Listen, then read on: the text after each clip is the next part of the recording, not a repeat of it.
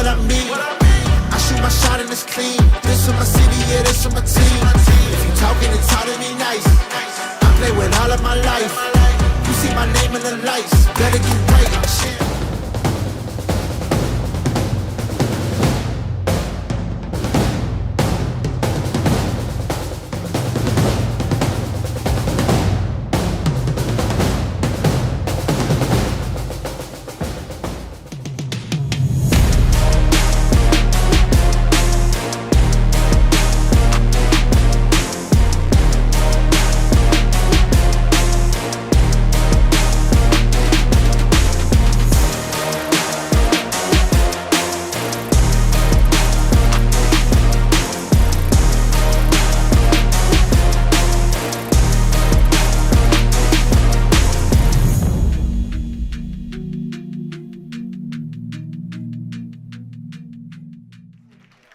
Welcome to the campus of West York Area High School. Max Stevens along with Mike Baker for high school football action.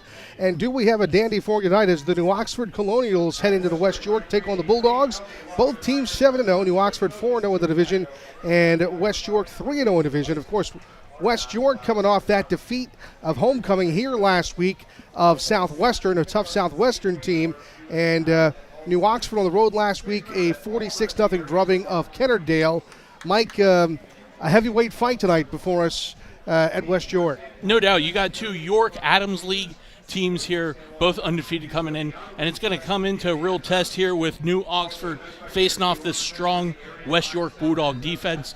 The last 6 games, they've held opponents to 8 points or less. It's going to be a tough matchup today with the Colonials of New Oxford. Let's look at how they got here. A 42-7 win for New Oxford against Elko to start. 42-6 over Red Lion, 45-8 over Donegal, 27-2 over York Suburban, 24-0 over Kennardale, 48-6 over Eastern York, and 37-23 last week Southwestern. I said New Oxford, I meant West York. That's how they got here, and New Oxford got here by beating Boiling Springs High School 48-7 week 1, Cocalico 29-25 in week 2, 14-7 against Southwestern. On the road, they beat the Mustangs. That's the Mustang Corral, always a tough place to play. Dover, they beat them 36-6. They took York Suburban 40-18. Susquehannock, they beat them 47-13. And last week, of course, a 46-0 drubbing of Kennardale. Both teams impressive resumes to get to this point. Yeah, no doubt. It's definitely going to be a heavyweight fight tonight. The main thing for New Oxford here to deal, they're going to get the ball first here to deal with West York's stout defense here is just to manage when you get to third down. If you can manage to get inside of 3rd and 5 and go, 3rd and 3, 3rd and 2, instead of looking at the 3rd and 5, 3rd and 6, you're going to make your night entirely much better. And West York, how much does home field advantage mean for them tonight? Well, the Bulldogs, of course, have the home field advantage. It's been a boon for them the past 2 years. They haven't lost a game on their own field since 2023, and that was in a Week 8 match. And their Week 8 matchup will be the final leg of their 3-game homestand that included a 37-23 comeback win over Southwestern last week. The Colonials' 2 closest games have both happened on the road, 29-25 over Cocalico and 14-7 over Southwestern, as the kick is in the air and it's taken to the 10, 15, 20, 25, 30, still on his feet to the 40, and all the way out to the 41 is Brody Holmes of New Oxford. And that's going to set up New Oxford in some pretty good territory. It looks like they're going to position the ball just past right at the 41-yard line here. So that sets up pretty good field position for the Colonials as they take the field for the first time against the West York Bulldogs. First offensive snap of the night for the Colonials, and they're starting in good field position at their own 41-yard line. The first play is a handoff right up the center across the 45 to about the 47-yard line. Alex Brown there with the carry for the Colonials. And again, like I said when we set up here, it's going to be all about field position. Already at 2nd and 5 here, setting up for a great position to get a first down.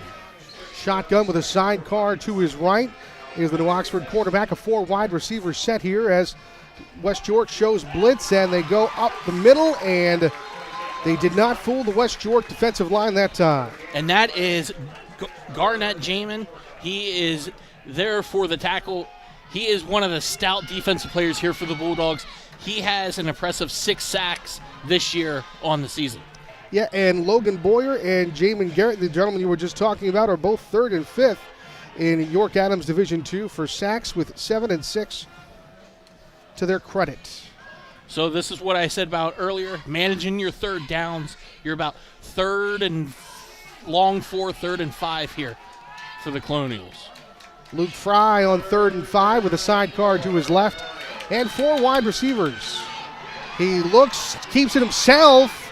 He's got the first down and more across the 50-yard line, getting to about the 47-yard line of West York. He looked for that quick bubble here towards the West York sideline. Pocket fell apart really quick. Of course, great defensive play, but he was able to scamper for a first down. They're already on the prowl here. We got 4 wides, 3 to the right, 1 to the left, and almost picked off that time. Number 9 for West York was coming in there, and that was Ibrahim Fuentes Brim. Great defense play. He read the quarterback's eyes the entire way on that. A nice read, and New Oxford trying to get the play from the sideline from quarterback Luke Fry. He is a 5'11", 168-pound quarterback coming in tonight. He's going from the shotgun again, a sidecar to his right, 1 wide receiver to the right, 2 to the left. The give is up the middle. Number 26 for New Oxford is Alex Brown. And you're going to see Brown. He's going to pound the York Bulldogs defense here between the tackles all night long. And again, 3rd and 1, very manageable here for a first down for the Colonials. And as you pointed out earlier, Mike, when you have 2nd and 5, that gives you a lot more pages in that playbook to work from. 3 to the left, 1 to the right for wide receivers, a sidecar to the right of the New Oxford quarterback. And number 26, the workhorse Alex Brown, runs off right tackle for a first down. We're going to see him carry the rock all night long. The main key here is to keep the also impressive West York Bulldog offense off the field. If you could milk the clock here, they're already sub 10 minutes here into the first quarter. 9 minutes, 20 seconds to go exactly in a shotgun formation. They've had all shotguns so far. And Fry back to pass. He has a man down the left sideline. It is incomplete. Looked like it was intended for number 1, Braden Billman. Great throw on the back shoulder there at the 10-yard line. Could have probably snugged it up a little bit. He kept it inbound. The pocket, great pocket for him. First real pass of the night aside from that short out. But you're going to see some more of that from Fry. Once they keep pounding the ball here, that'll open up downfield for him. New Oxford getting the play from the sideline once again. The Bulldogs last week rallied with 30 unanswered points to defeat Southwestern 37-23 here. As another carry from the workhorse, Alex Brown goes up the middle and not fooling very many on the Bulldog defensive line that time. Yeah, you saw it was a guard trap there. West York did a great job sniffing that out. They just followed the guard towards the play. That will always take it towards the ball runner. And we're going to soon here see the West York offense and the sophomore quarterback that leads their offense, Jensen Ferber. So you're sitting here at 3rd and 9 for the Colonials. Obviously, it's a passing down here. So let's see what the Bulldogs will dial up on the defensive play here. 3rd and 9 at the 32. I'm expecting they're probably going to bring some blitz here. They're going to have their ears pinned back. And the play blown up before it starts. I think New Oxford has called timeout. We'll take a 60-second timeout as well here on York Adams High School football. We're pretty big. Yeah, people say we're giants. You call that giant? This is giant. At Dean's Auto Plaza, we have a giant selection of quality used cars, trucks, and SUVs, all at prices that will not crush your budget. Okay, he's the real giant. Yeah. Come see why they call Dean's Auto Plaza York's used car giant.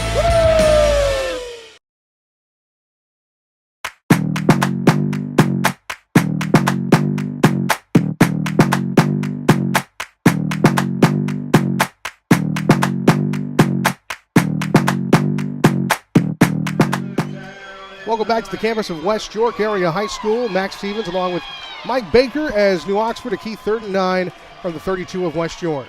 So New Oxford, they have a tight end here on the short side of the field. Watch for that to come into play. Fry throws, has a man at the 20, inside the 15 to the 13 is number 5, Tanner Hall. Great slant right there. If you need yards in a passing attack like this, slants, quick outs all night long. So now it's 1st and 10, and they are inside the 15-yard line here with a 4 wide receiver set. Fry goes left side, has a man. It was fought for by both players. New Oxford signals touchdown, but if it's simultaneous possession, it always will go to the receiver. And there it is. The official score and a touchdown. Touchdown for the Colonials. Great pass to the back pylon by Fry. That's what we showed earlier with that quick corner route. Now they attack to the end zone. Great setup for the Colonials as they strike first. And not only that, but a great effort by both the corner and the receiver. Neither one could have really done any more than they did on that play. I think certainly West York not happy with the score, but certainly with the effort. Here you see just they try and get cute on special teams to try and keep everyone sleeping here. So here's the extra point attempt for New Oxford. The extra point attempt is up. It is on its way. The official signal, it is good. 7:51 to go in the first quarter. 7-0 New Oxford over West York. West York gets its first offensive possession when we return here on live high school football action.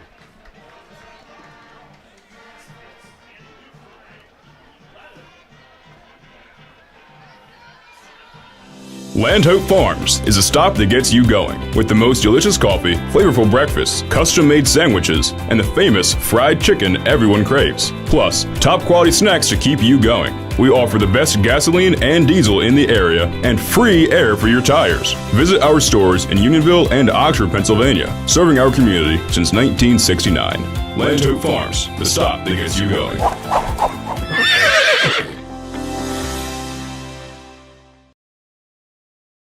Is that number 0? Welcome back to West York Area High School. 7:51 to go. First quarter. This is football night on the Flagship Network. Max Stevens and Mike Baker along with you. And getting set to kick is New Oxford after its first possession and scoring a touchdown on its first possession. And West York will elect to let it go out of bounds. And, of course, the yellow laundry comes on the field for the out-of-bounds kick. And New Oxford did a great job setting the table. First time out here in the first quarter. Now it's West York's turn to get on the field and see what they can do against this good, very good, stout Colonial defense. Yeah, I'm curious to see sophomore quarterback Jensen Ferber and see how he looks against probably one of the better defenses he's going to see all year long in York Adams Division II. Now with that kick going out of bounds, the Bulldogs, they're electing to have that re-kick. That's going to come into some position play here. That's going to come in some good position play. So they're going to move that back from the 40. And, of course, New Oxford, Mike, started out at its own 41, really good field position, and West York would like to enjoy similar field position on its first possession. And you have two really good playmakers back here in the backfield. You have Tavon Thomas, and you have Julius Madden. And either one of them, they could take it to the house right now. Good point. Let's see if they try and keep it away from them. The last thing you want to do is kick out of bounds again. So they're kicking from left to right across your video screen. And it's taken by the up man at the 30, 35. Brought down near the 40, it looked like was number 7, Julius Fuentes Breen. So again, great field position to start out with your first offensive possession here. There looks like that they're marking it right on the 40-yard line. So let's see what the Bulldogs can dial up here against New Oxford. And I just noticed number 7 for West York and number 9, number 7, Julius, and number 9, Ibrahim, both the Fuentes Breen brothers tonight here for West York. And here's West York's first offensive play, trailing 7-0. Here's the pitch, and it fools nobody as they tried to get the edge, and they'll lose yards on the play, about 5 to the 35-yard line on the carry by number 2, Julius Madden. And that's just a smart play by the Colonials. They're staying home. They're not over-pursuing on the jet sweep. Good job staying home. Great tackle by number 7 for New Oxford there. Back to throw is the sophomore quarterback Ferber, out to the right. Hits jersey number 0, who gets positive yardage across the 40 to about the 43. That's Tavon Thomas. And Ferber, he's got a nice little arm on him. He can stretch the field when need be. So let's just keep seeing what they do here. They're going to have to try and work towards a first down, obviously, here. So it's 3rd and 10. That jet sweep that opened up their series, that really hurt them. Yep, so this is not ideal. 3rd and 10. 3 wide receivers to the left, 1 to the We right. got cover 2 here by the Colonials. Sidecar to the left to throw to the sideline. It is caught just above, at the 44-yard line, just below the 45 by number 13, and that is Jansky Torres.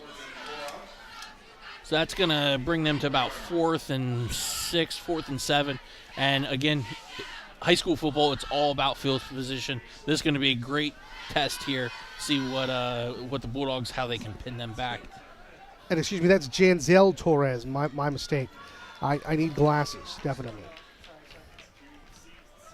Off to the right side is the punt. The ball lands just before the 25, takes a West York roll inside the 20 to about the 18. Good punt. That'll pin them back pretty deep there. 6 minutes, 16 seconds to go, first quarter, and 3 and out for West York on its first possession. And as you said, Mike, the jet sweep really hurt them on first down. Yeah, if you get a negative play right off the bat like that, that kind of, unless you have a major big play coming up to follow it, that just really hamstrings your series then. So we got 4 wide receivers, 3 to the right, 1 to the left, a sidecar to the right of Fry in the backfield as he surveys the West York defense and starts with significantly worse field position this time with his 18 as compared to the 41 on the first series. As, of course, number 26, a guy's name we're going to hear a lot tonight, Alex Brown on the run off the left-hand side. And the offense line, they're not doing really anything fancy. They're just doing zone blocking. Picked up a yard. What he's looking, as soon as he hits that offense line, he's looking for a hole somewhere. So as soon as he sees a hole, he's going to cut back. And he's explosive. He can definitely bounce one. He definitely is. He's been doing it and doing it successfully all year. 3 wides to the right, 1 to the left for New Oxford. Man in motion from right to left as Fry throws it, and he's got a man. That was almost kind of a pick play there as it gets across the 20 to about the 22-yard line where it'll be 3rd down. And Braden Billman, number 1 for the Colonials, he missed a blocking assignment out there. If he probably would have at least got a hat on that, they could have got a first down out of that. Right now they're looking at 3rd and 6 now for the Colonials. And again, field position is not where you want to be against a defense like the Bulldogs. 5:04 to go, opening quarter. We're officially going to call it 3rd and 6 from the 22. And New Oxford looking for a first down here. Back to throw is Fry. Fry rolling to his right, faking a throw, coming back to the middle, trying to run it, and he is brought down. And again, that defensive line, very talented for West York. Number 54, Aiden Leach with the sack. That'll bring up 4th and 8 for the Colonials. And it looks like we got a player down. Yeah, it looks like it's number 4 for West York, Aiden Wagner. So we'll take a 30-second timeout as we check out the injury on the field here. It's make that 7-0 New Oxford. 4:36 to go, first quarter on football night on the Flagship Network.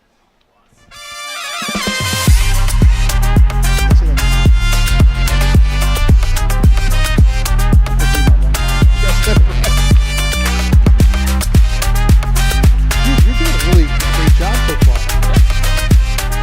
You definitely improved from last week.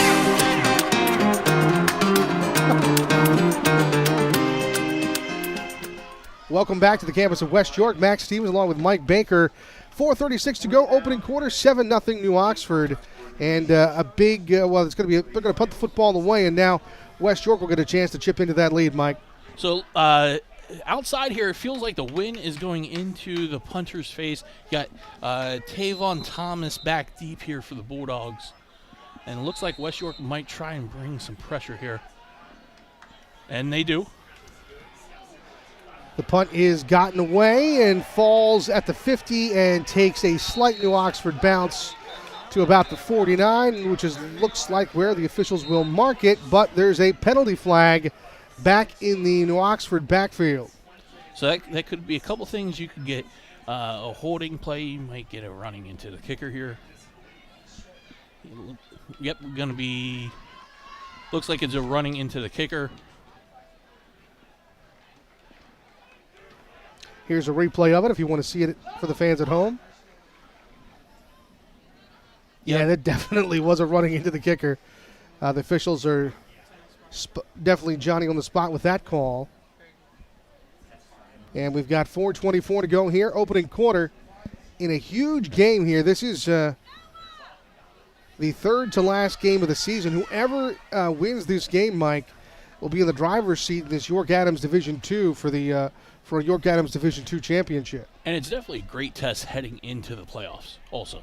I know sometimes you get in the thick of the season. You just play who's in your conference, who's on your schedule. But this is going to be the real first big test for them to weigh how they are going into the playoffs here. Absolutely.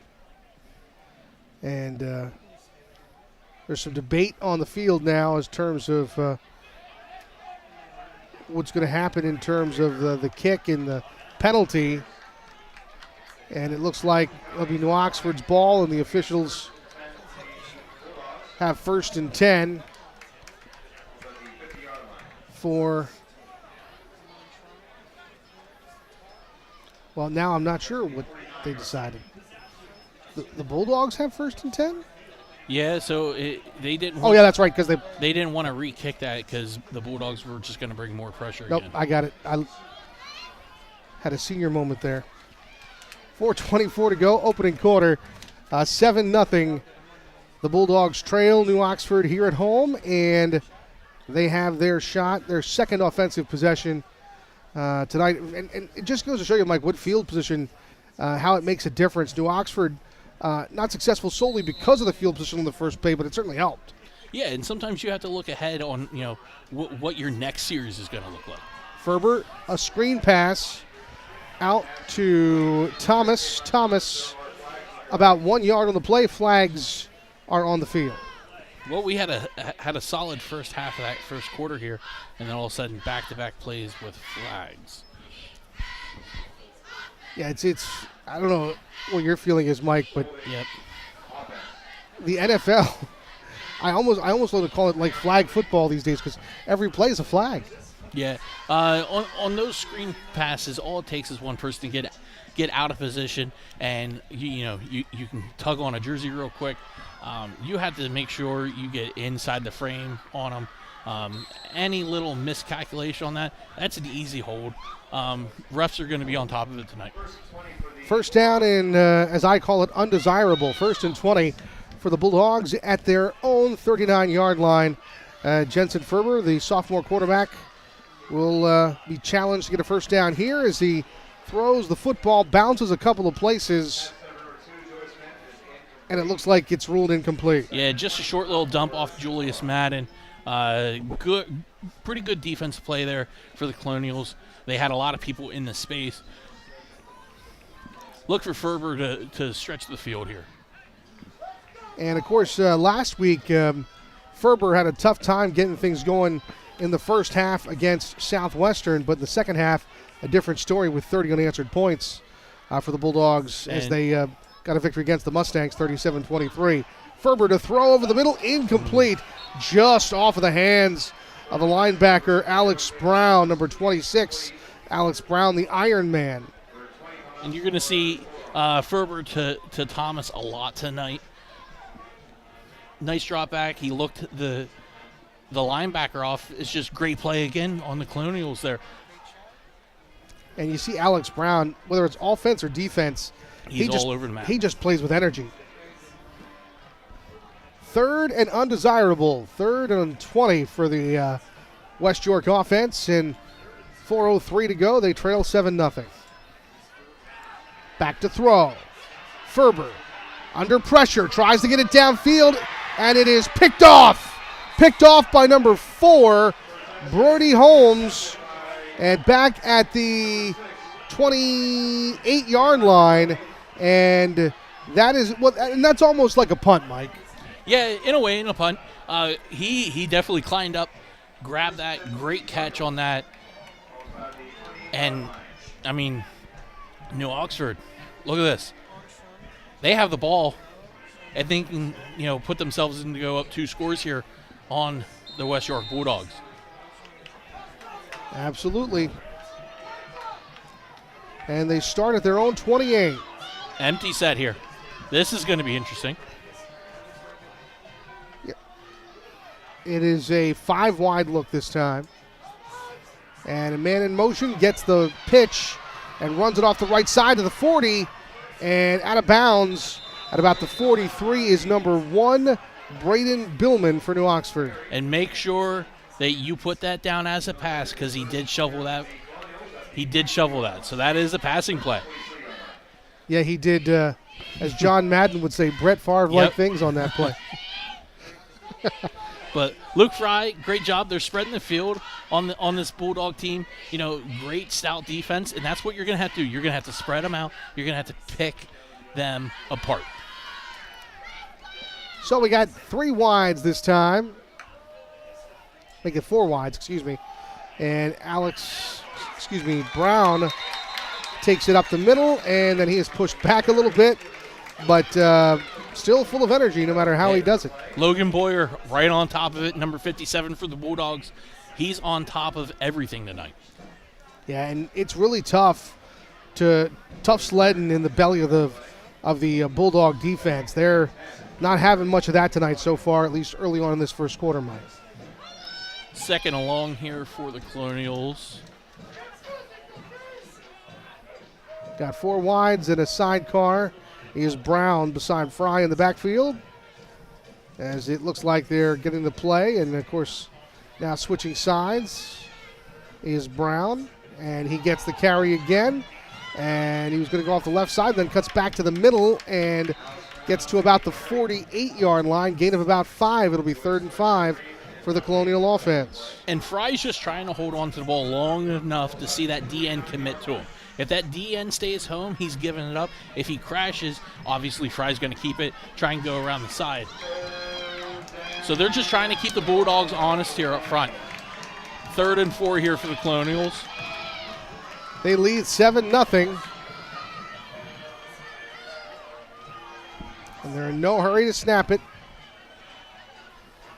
Now they get the snap. The throw is out, complete. First down and more to the 40-yard line of West York is number 6, Tavion Jacoby. Just a nice little quick pop right to Jacoby. That's what they needed on this. Another first down, and we approach the 2-minute mark of the first quarter. And this is what New Oxford needs. Just start milking the clock a little bit. Keep that offense, that Bulldog offense, off the field. And we are under the 2-minute mark now. 1 minute, 50 seconds to go. Man in motion from right to left, and the give is up the middle to number 26, Alex Brown. What's the over-under on how many carries Brown's going to have before the end of the night? He's definitely on pace for over 30 for sure. And it's even more impressive when you consider that he plays linebacker. Yeah, both ways like that. I mean, that's a lot of hits. That's a lot of plays. Could you have done that in your prime, Mike? No. I don't know if I had a prime max. Okay. Might have been when I was 10 playing baseball. Okay. You could play Iron Man baseball? Not anymore. But they're running so much here with the Colonials. At some point, the Bulldogs, they're going to get caught stepping up and trying to fill these holes. 4 wide, the side guard to the right, down the field goes Fry. It's up in the air, 50-50 ball, and it falls incomplete with 58 seconds to go. Brody Holmes deep there towards the end zone. Again, another nice throw, but those are 50-50 balls. 50-50 balls. Yeah, and as you can see on the replay here, both you got to have tremendous trust for a wide receiver to throw a ball like that. Yeah.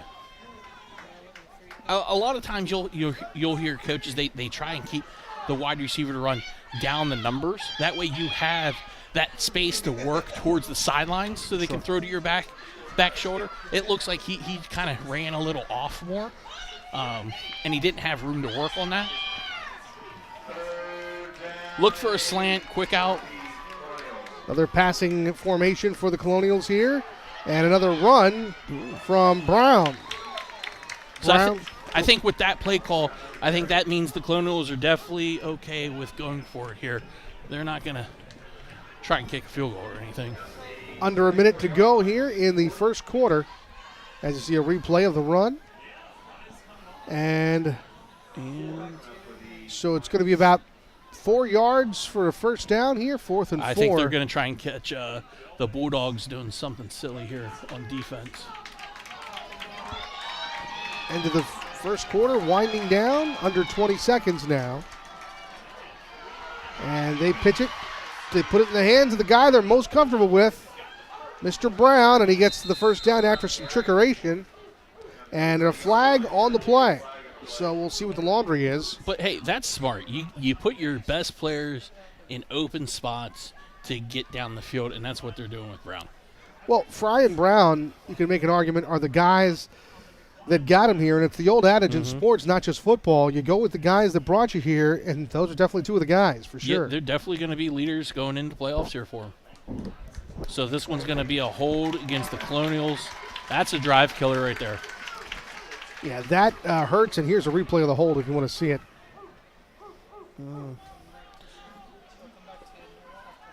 Hard to see on who they're going to try and call that on. Well, it's the old adage you can call holding on every play, Mike. That you can. So that's going to be 10 yards. Is already 4th down.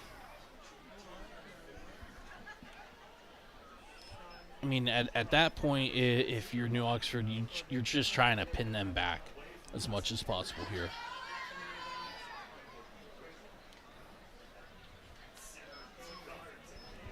Yeah, and if you're trying to get a good punt to pin them, the penalty is not exactly and they're probably just going to let this run out and go into the second quarter.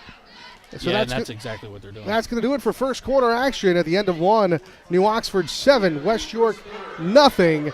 We'll take a break and be back live on Football Night on the Flagship Network.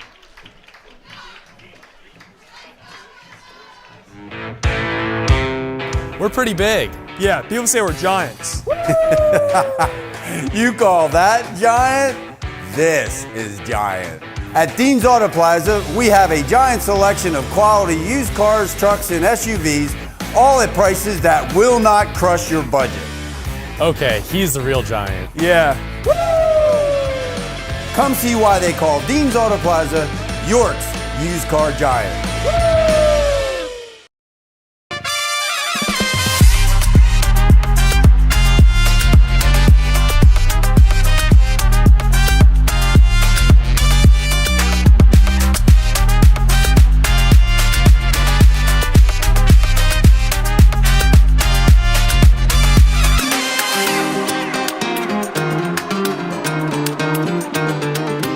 Welcome back. 4th down and 14 for the Colonials as they get set to punt it away from right to left across your TV screen. Thomas back deep for the Bulldogs. Great punt. Goes behind Thomas and into the end zone. And the flag comes on the field, and it'll be West York ball. Great punt, though. Great spiral. First thing they teach you when you're doing kick return, if you start backing up, don't follow the ball. Just let it go into the end zone. Absolutely. So there was a flag thrown here halfway through the play.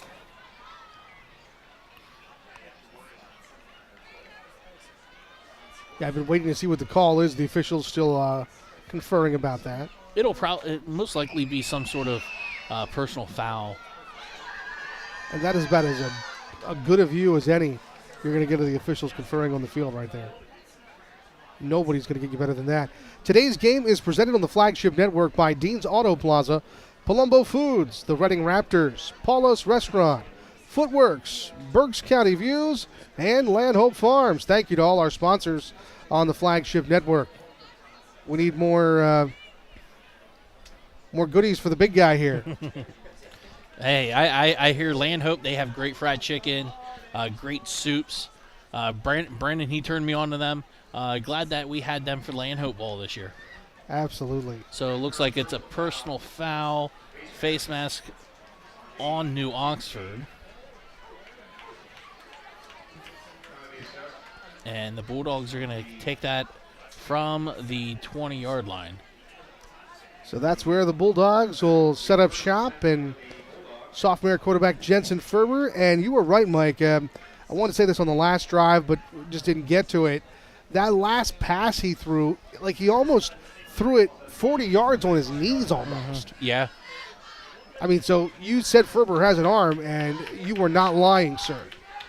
I mean, he's got a tall, lanky frame, and he's got a great arm with him. If he puts a little bit of weight on, I mean, he's going to be a sure going to college. So up the middle, testing the belly of that New Oxford defense. I want to say it was 0. Tavion Tom 8. It was Sabine Kramer. And it'll be 2nd down and 6 now. 11:28 to go in the first half. 7-0 New Oxford. Penalty blows this play up before it starts. And really, go ahead, Mike. Offsides on defense here. They were probably lined up in the neutral zone right off the bat.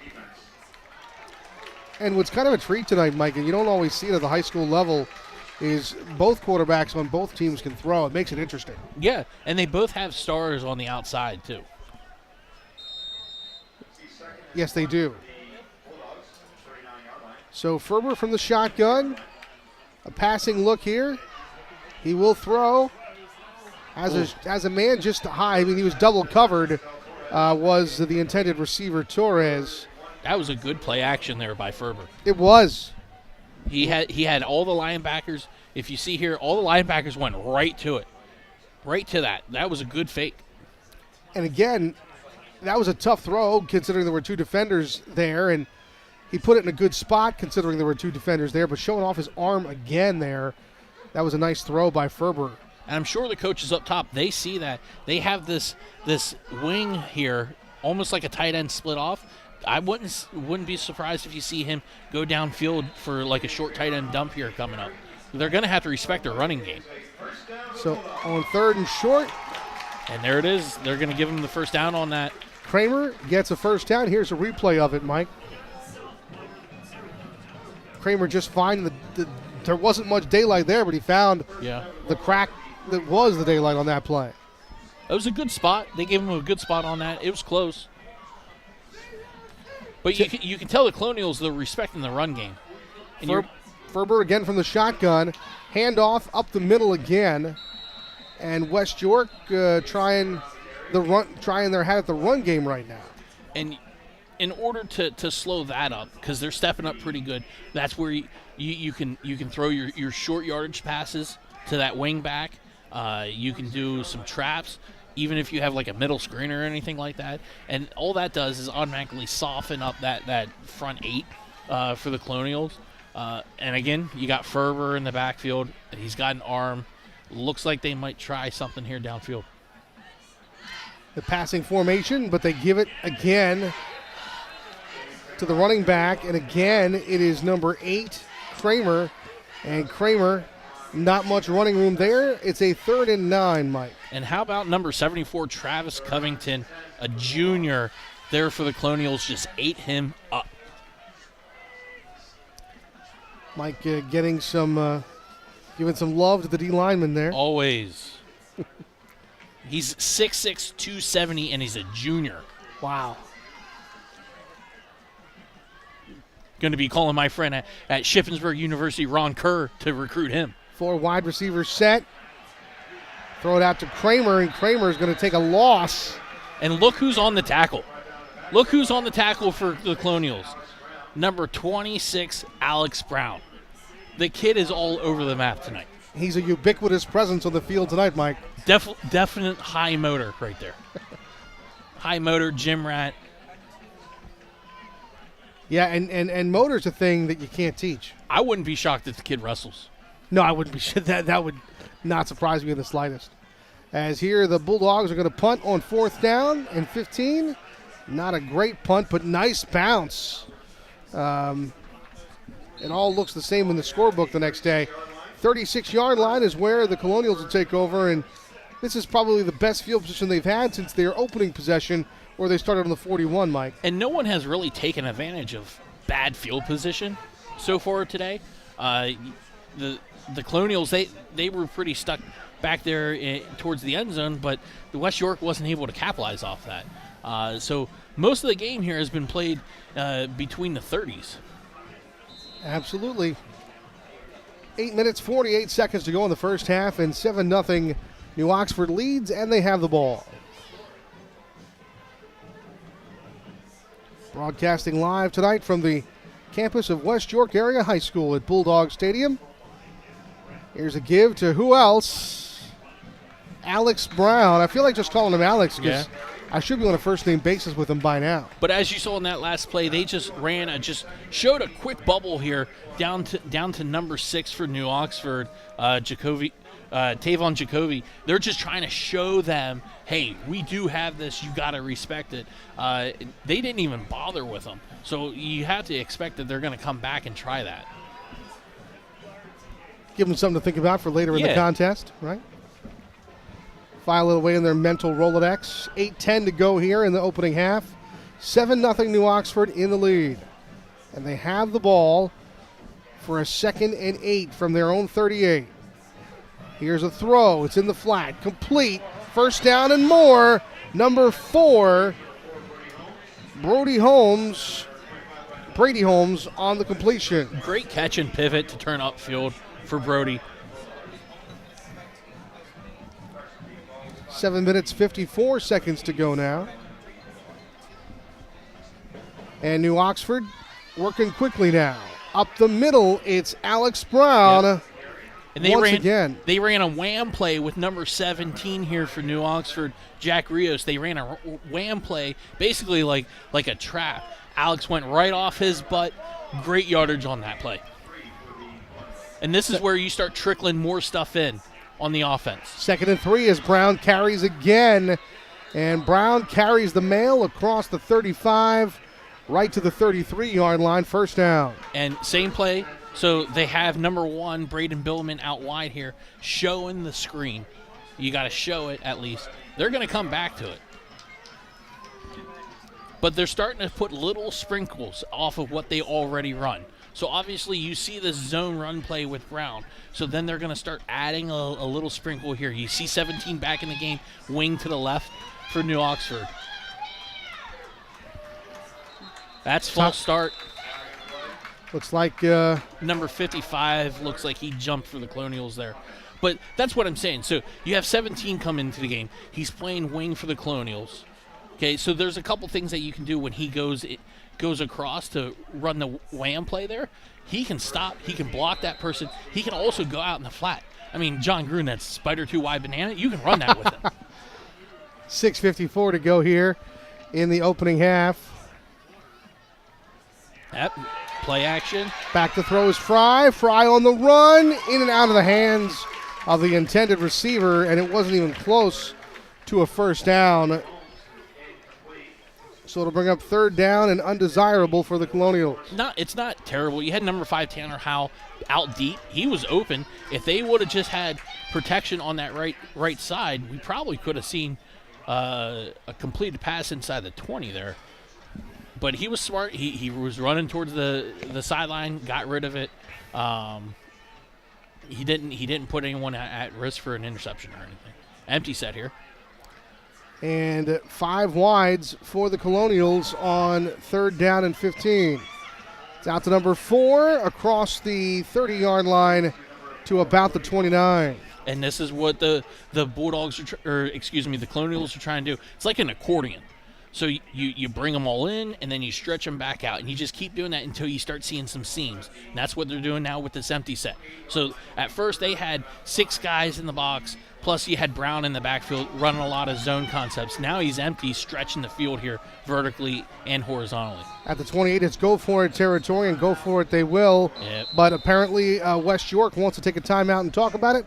We'll take a 30-second timeout as well. You're seeing the live high school football action on football night on the Flagship Network. Hey guys, we're heading into No Albies here in West Reading. We've got the West Reading French Fry Fest next Saturday, so we're gonna shoot a little content with Massimo in here for the Visit West Reading Instagram page.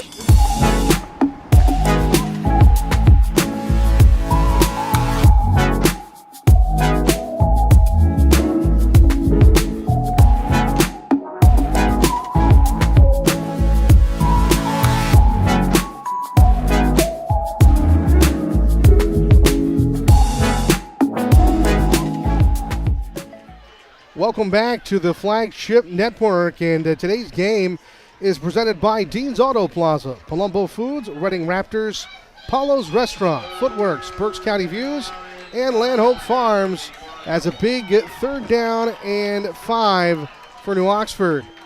They show a passing formation as they have all night long. Pass into the flat, caught and complete for a first down inside the 15 to about the 14. Is number 6, Tavion Jacoby. Here's a replay, Mike. Let's just see here. You got Brown in the backfield. Right there you go. That's what they showed earlier down here on the field. They went right back to it. Brown back with the ball. So Fry with the keeper now. Fry pulled that. You saw the DN crash down on him. So this is, again, it sounds like broken record right now. But the plays that we saw earlier in the game, now they're starting to add those sprinkles. So you're seeing the QB keep here. You're seeing some screen game. You're seeing a wham block. They're starting to add to it. Here's 2nd and 8 for Fry and the Colonials. Back to throw. Is Fry has a man over the middle, incomplete. He was triple covered though, intended for number 1, Braden Pillman. And you could have probably called. You could have probably called something on that. He was getting roughed up going into the end zone across the goal line here. You'll see. Yeah, I mean he's got people all over him. And you could see in the replay there, he was asking for a call. He did not get it. And in high school football, a lot of times they're not going to be nitpicky with pass interference unless it's abundantly blatant on it. They let them play for the most part. 5 minutes, 50 seconds to go, first half, 3rd and 9 for Fry. He's under pressure, trying to get it to who else? Alex Brown, but incomplete, falling just short of Alex Brown's arms. It'll be 4th down, Mike. And he tried to get it to Brown, incomplete pass. What is it, 3rd and 8, 3rd and 7 right now for the Colonials.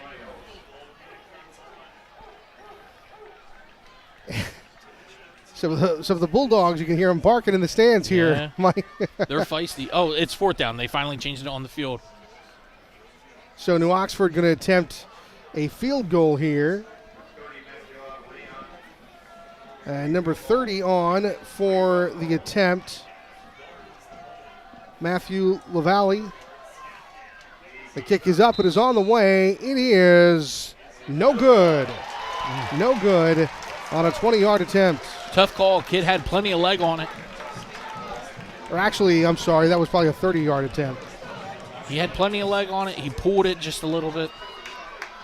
Yeah, he definitely had the distance. It just didn't get through the upright.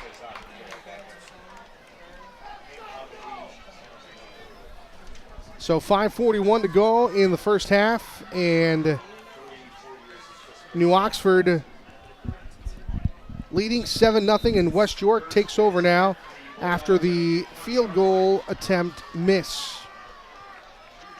Ferber hands it off. Some running room up the middle, across the 35 to the 38. Nice run that time by number 8, Kramer. He's been carrying the mail for the Bulldogs tonight, Mike.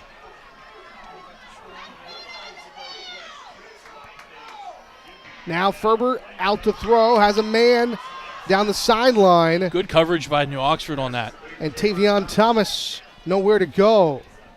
Good coverage by New Oxford on that. Stayed home. They could have easily crashed in on that to try and cover the run. But we're gonna see West York here. They're gonna try and stretch them a little bit more. Ferber's got too good of an arm just to sit back there and just hand it off all day. 4 wide receivers, a shotgun, sidecar to the left of Ferber. He gives it to him off the right-hand side, and his momentum is stopped at about the 43-yard line.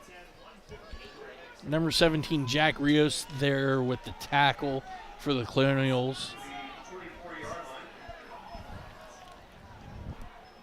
Third down and about 5 for a first down, as the Bulldogs look like they're trying to draw New Oxford offside here. 4 minutes, They're 19. changing the play here. 4 minutes, 19 seconds to go in the first half.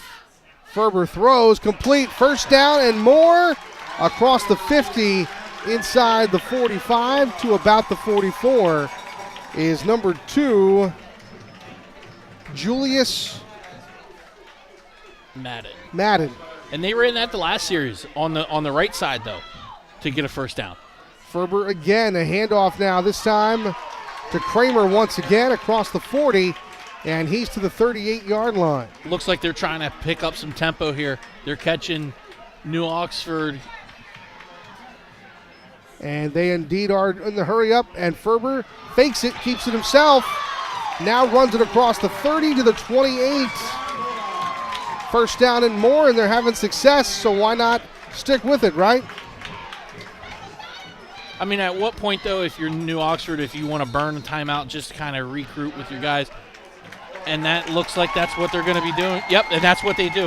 A timeout right here is too valuable. You're trying to keep them off the board with a touchdown with just under 4 minutes going into halftime here. And, Mike, that was almost, emotion is such a big part of high school football. We see all the time.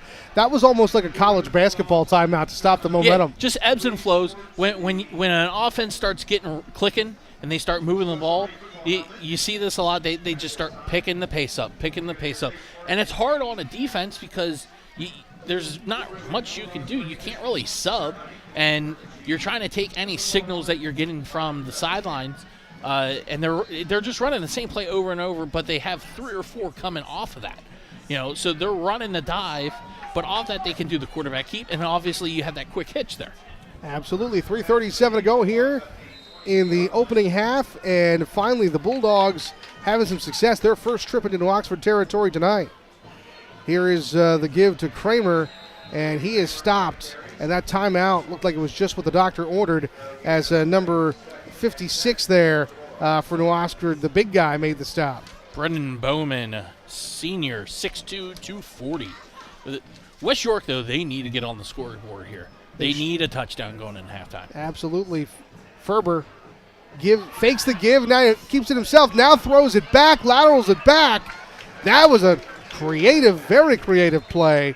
And near first down yardage is the receiver, number 13 for West York. Here's a replay. It is Janzil Torres. Yeah, no one even followed him out of the backfield on that. Good play. Good call. 2 minutes, 45 seconds to go in the opening half now. West York trails 7-0. The give to Kramer off the right-hand side. He's to the 19-yard line. A pickup of about 3 on the play, Mike. Good tackle there by Brogan Clunk. They ran a bunch here, and then they're going to toss off of it. Pulled number 52, and it's just get a head on a hat here. I'm trying to pick up, a body, make a crease. Broden did a great job on that play. Yeah, and the officials have a timeout with 2:22 here to go in the opening half. And for a 7-0 score, it's been a really entertaining opening half. Mike, when a team is doing that, how hard is that, particularly on a defensive lineman, when a team just keeps calling play after play? So you have to stay home, number one, and you have to know your gap responsibilities. When you just start going away from that, they're like I said earlier, they're just running a zone inside concept on them. So as a D lineman, if you're not staying to your gap responsibilities, because I know it sounds dumb to the casual fan, but you're like, oh, you want to go for the tackle all the time. Not exactly when you're an interior D lineman. You're trying to soak up the blockers so your linebackers can step up and make that play. And that's a lot to do with gap responsibility on that. So you just have to kind of keep your head in the game, pay attention to what things going, and then trust your teammates on it. And that's a big thing. Looks like they came out and did that measurement, and it looked like a very long yard to go. But this is desperate for West York. They need to score before halftime. And Ferber getting his teammates set at the line of scrimmage. 2:22 to go in the half. He's going to go quick here. Now hurries to the line of scrimmage, and he didn't. I don't know if he got it. We're going to see here what the officials say. New Oxford feels like they've stopped him. It looked like he had, on the center exchange, trouble getting the ball close to him. It looks like he got blown up at first, but then he went down to his left more and followed a blocker. There, replay. So he got blown up a little bit on the inside and then just kicked it out a little bit for that first down. 2 minutes, 12 seconds to go in the half. First down for West York. They are driving as to the 16-yard line on a 2-yard pass. And surprise, surprise. To number 2, Julius Madden. And number 26. Yes. Alex Brown on the tackle again. It's a shame Alex doesn't have a little more energy. I think he has more energy in his pinky than I have in my entire body. To the right side, the guy who's been carrying the mail for him all night continues to do so in this first half. It's Kramer. So you're seeing them give the ball a lot to Kramer here. But what they have already showed during the game is that Ferber obviously has an arm. So they're looking for these keys on that backside. So you have a wide side to your left. That's where he likes to throw to, like he did earlier. So look for some sort of play action, and they're going to go to that back corner again. Look who's over there. 3rd and 6 for the Bulldogs. And Madden in the slot here, directly to the right. And Ferber pitches it to Madden. A nice little end around. They're going to call a hold. They're going to call a hold on number 77, Carson King, on that. But I don't know if I like that. You don't agree with it? I mean, you're in open field there. Let's see a replay on that quick. Looks like our producer extraordinaire is queuing up the replay here for us. Here we go. So he's going to be in open space here. Yeah, he got old jersey on that. Good call. Sorry, ref, I take it back. Mike wanted to make sure he's properly sympathizing with the defensive lineman. I mean, I emphasize with fat guys. Minute 27 to go. The give is to Kramer, and New Oxford not fooled. New Oxford defense standing tall here. And number 74, the big guy, the junior, Travis Covington, with the stop there. 4th and, what did you call it earlier? Undesirable. Undesirable here. They have to get to the 8 for the first down. Under a minute remaining here now. But the good news is you have a strong-arm quarterback and some talented wide receivers. Oh, there you go. So And- they're going to at least get a free 5 out of this. And you get help from Mike's favorite players, the defensive linemen, give you help, and that'll give you 5 forward. Yeah, and you're going to get them chopping this week for that one. So the official counts off the 5 yards, and 46 seconds remain in the first half, and West York wants to talk about things. We'll take a 30-second timeout as well here on Flagship Football, football night on the Flagship Network. Thank you.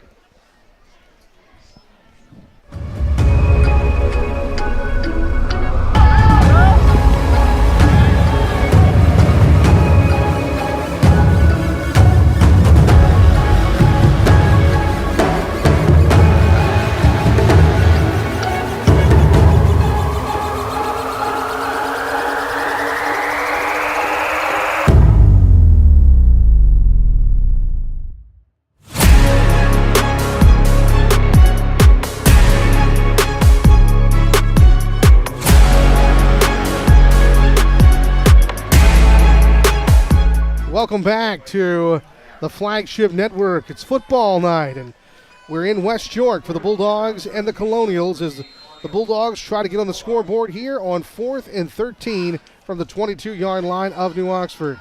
Back to throw is Ferber. Ferber has a man. It is caught. That's a first down. Woo! Ferber let one rip. Well, we just said that undesirable almost doesn't matter when you have quarterbacks like Fry and Look, Ferber. he steps right into that. Great throw. Right on that spot.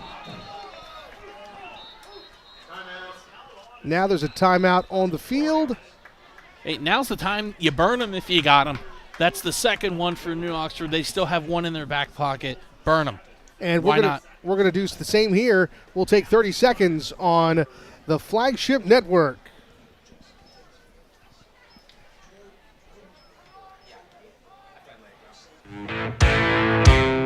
We're pretty big. Yeah, people say we're giants.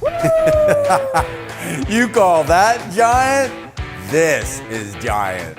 At Dean's Auto Plaza, we have a giant selection of quality used cars, trucks, and SUVs, all at prices that will not crush your budget. Okay, he's the real giant. Yeah. Come see why they call Dean's Auto Plaza York's used car giant.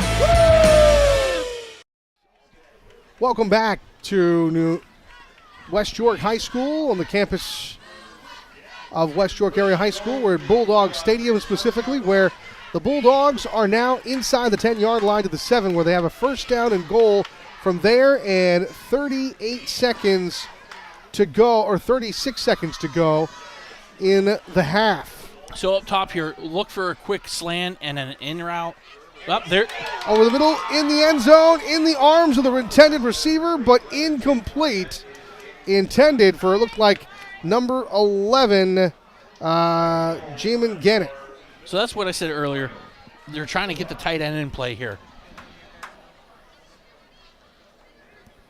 Oh, so they went tackle over. That tight end looked like he was lined up as an offensive tackle, but he was eligible. No one even thought to cover him. So 32 seconds to go now on second and goal from the 7. They fake to Kramer. Keeping it is the quarterback. And he's fighting, and he's out of bounds. And good for him, he's out of bounds, because that'll stop the clock. But Ferber out of bounds and gaining forward inside the 5. Ferber fighting for these yards here. Good run on Ferber. Say that 5 times fast. Ferber fighting for these yards here. Good job prioritizing getting out of bounds here. So 24 seconds to go. And Ferber going to see if he can get his team in the end zone right here. Roll out here. Look for no. And the ball looked like it was tipped as he was under major pressure. Yeah, they were trying to get it to number 13 here. Janzel Torres, he was wide open in the back of the end zone. Ball was tipped, unfortunately. And I'm sorry, I can't see. I called number 11, Jamin Gannett. It's actually Garnett. That was my mistake. I really do need glasses. 20 seconds to go here. 4th and goal from the 4. And as Mike said, it is very important for West York to get on the board here, and they are going to elect to go for a field goal. Do you like this, Mike? Yeah, why not? I mean, you want points at any time, but then again, when you can kick a field goal, you don't want to say no to any points. That's smart. But here's the thing. I don't like trotting your kicking team. I don't like trotting your kicking team out there, taking Ferber off the field, calling a timeout, and then changing your mind. You got to stick with it. Ferber's doing a good job moving the ball. I would have kept him out on the field. There's a podcast I like to listen to for information about football, college, and the pros. And they have a saying on that podcast, kicking is for losers. Well, I mean, you also never want to say no to points. Right, but especially in a close game like this. You also don't want to miss a chip shot field goal as you can sometimes at the high school level as well. Yeah, very well. Not that I'm saying that this is a loser decision. That's not what I'm saying. Just to be clear. But interesting, the holder is Kramer, the guy who has had the majority of the carries in the first half for the Bulldogs. So I wonder if we may be getting some subterfuge here. Maybe he's got the best hands on the team. That's probably true. Now, just because he's got a knee down, he still can do a football move. Absolutely. Here's the kick. It is up. It is on the way. That's no and good. It is no good. No good. No good with 15 seconds left in the first half. And that's one of the reasons why I don't like the decision at the high school level. I would have kept Ferber out on the field. There's an array of different options that you could have ran with him. Obviously, you can keep the ball. You can run the ball. You can do a rollout. And I didn't even think of that, Mike, but you bring up another point in terms of the thinking there. And I think Ferber is their best offensive player. Put it in his hands and let him do something. Yeah, let him create something. Let him create in space. I know the wide side of the field's to his left, so it's his non-dominant hand. But let the kid create something. That said, I'm sure the West York coaching staff has forgotten more about football than I'll ever know. I want to point that out. I'm just the pencil neck geek up here in the broadcast booth. 15 seconds to go here in the first half. Up the middle is the ball carrier, and I guess who that is? Alex Brown. How did you guess that? They're just going to let this run out, take it to halftime. So one heck of a half of offensive football, eh, Bick? I can tell you right now, if you talk to people during the week about this game and you would have told them at half it would have been New Oxford 7-0, they would tell you you're out of your mind. And I didn't mean to say offensive. I meant to say one heck of a half of football, period. Yeah, definitely. But they're showing up. They're showing up. West York's defense is great, but you got to put points on the board. Yeah, you Got do. to put points on the board. You do, and they tried, and they didn't get there. But last week they were kind of quiet in the first half and turned it around in the second. We'll see if they can do it this week against New Oxford. Definitely a bigger challenge this week, but we'll see how that goes. We're going to head to halftime right now, though, but then a great job by the West York band pregame. Now we're going to get to listen to the New Oxford band a little bit, and I can't wait to listen to them. So we're going to head to halftime now. 7-0 your score in favor of New Oxford from West York. You're listening to the game of the week. It's football night on the Flagship Network.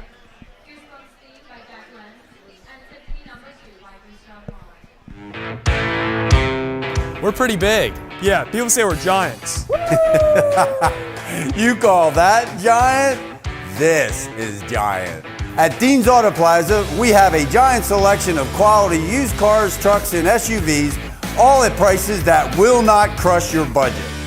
Okay, he's the real giant. Yeah.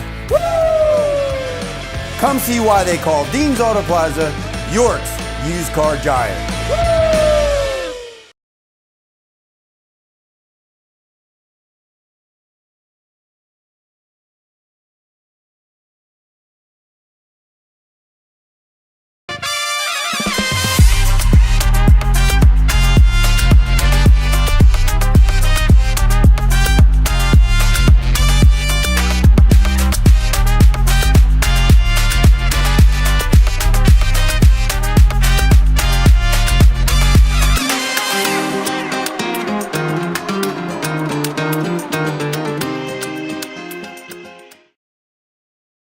Hey guys, we're heading into No Albies here in West Reading. We've got the West Reading French Fry Fest next Saturday, so we're gonna shoot a little content with Massimo in here for the Visit West Reading Instagram page.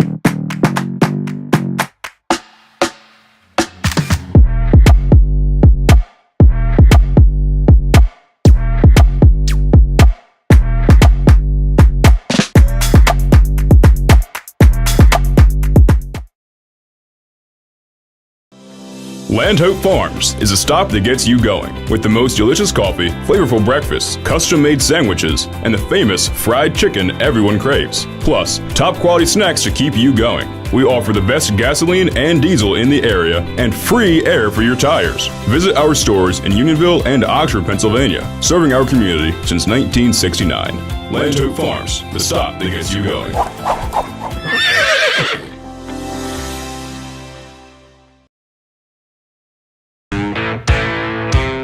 We're pretty big. Yeah, people say we're giants.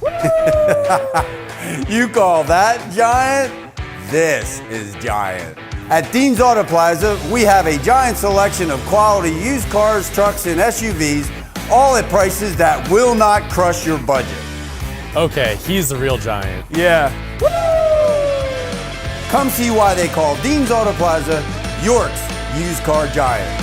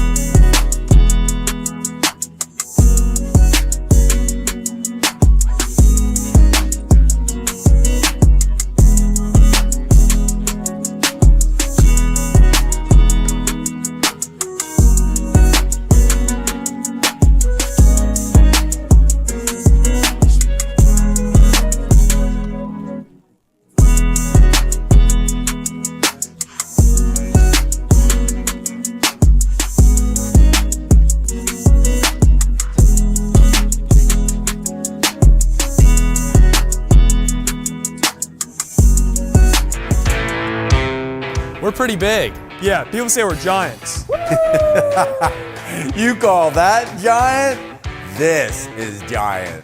At Dean's Auto Plaza, we have a giant selection of quality used cars, trucks, and SUVs, all at prices that will not crush your budget. Okay, he's the real giant. Yeah. Come see why they call Dean's Auto Plaza York's used car giant.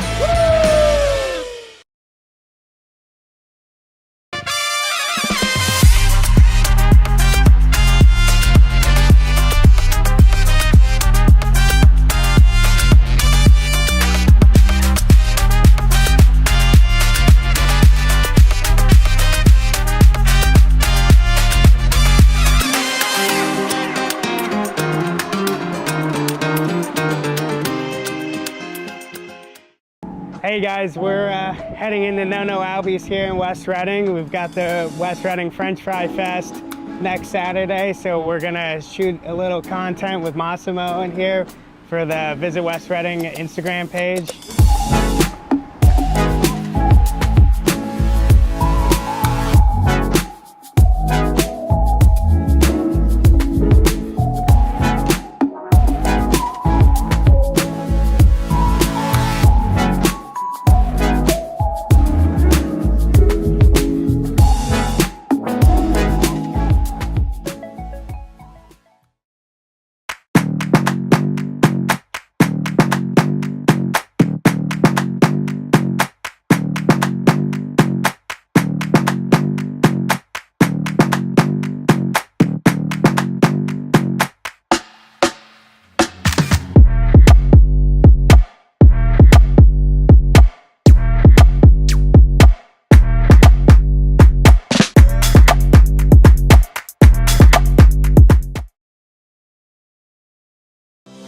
Land Hope Farms is a stop that gets you going with the most delicious coffee, flavorful breakfasts, custom-made sandwiches, and the famous fried chicken everyone craves. Plus, top-quality snacks to keep you going. We offer the best gasoline and diesel in the area and free air for your tires. Visit our stores in Unionville and Oxford, Pennsylvania, serving our community since 1969. Land Hope Farms, the stop that gets you going.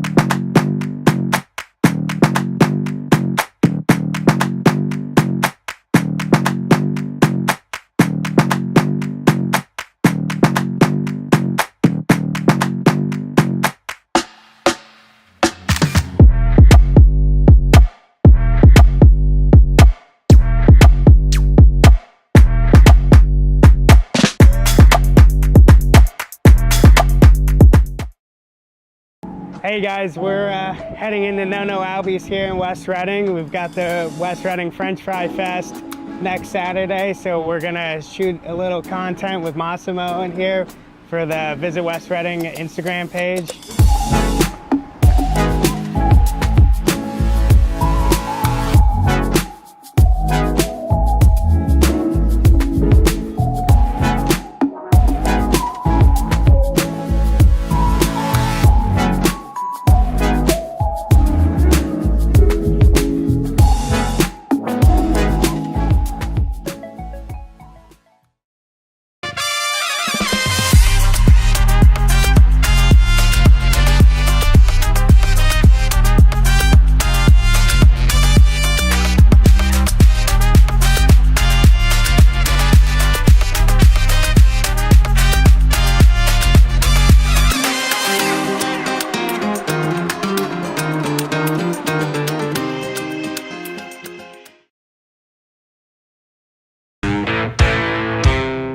pretty big.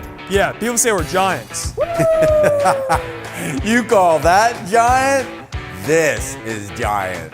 At Dean's Auto Plaza, we have a giant selection of quality used cars, trucks, and SUVs, all at prices that will not crush your budget. Okay, he's the real giant. Yeah. Come see why they call Dean's Auto Plaza York's used car giant.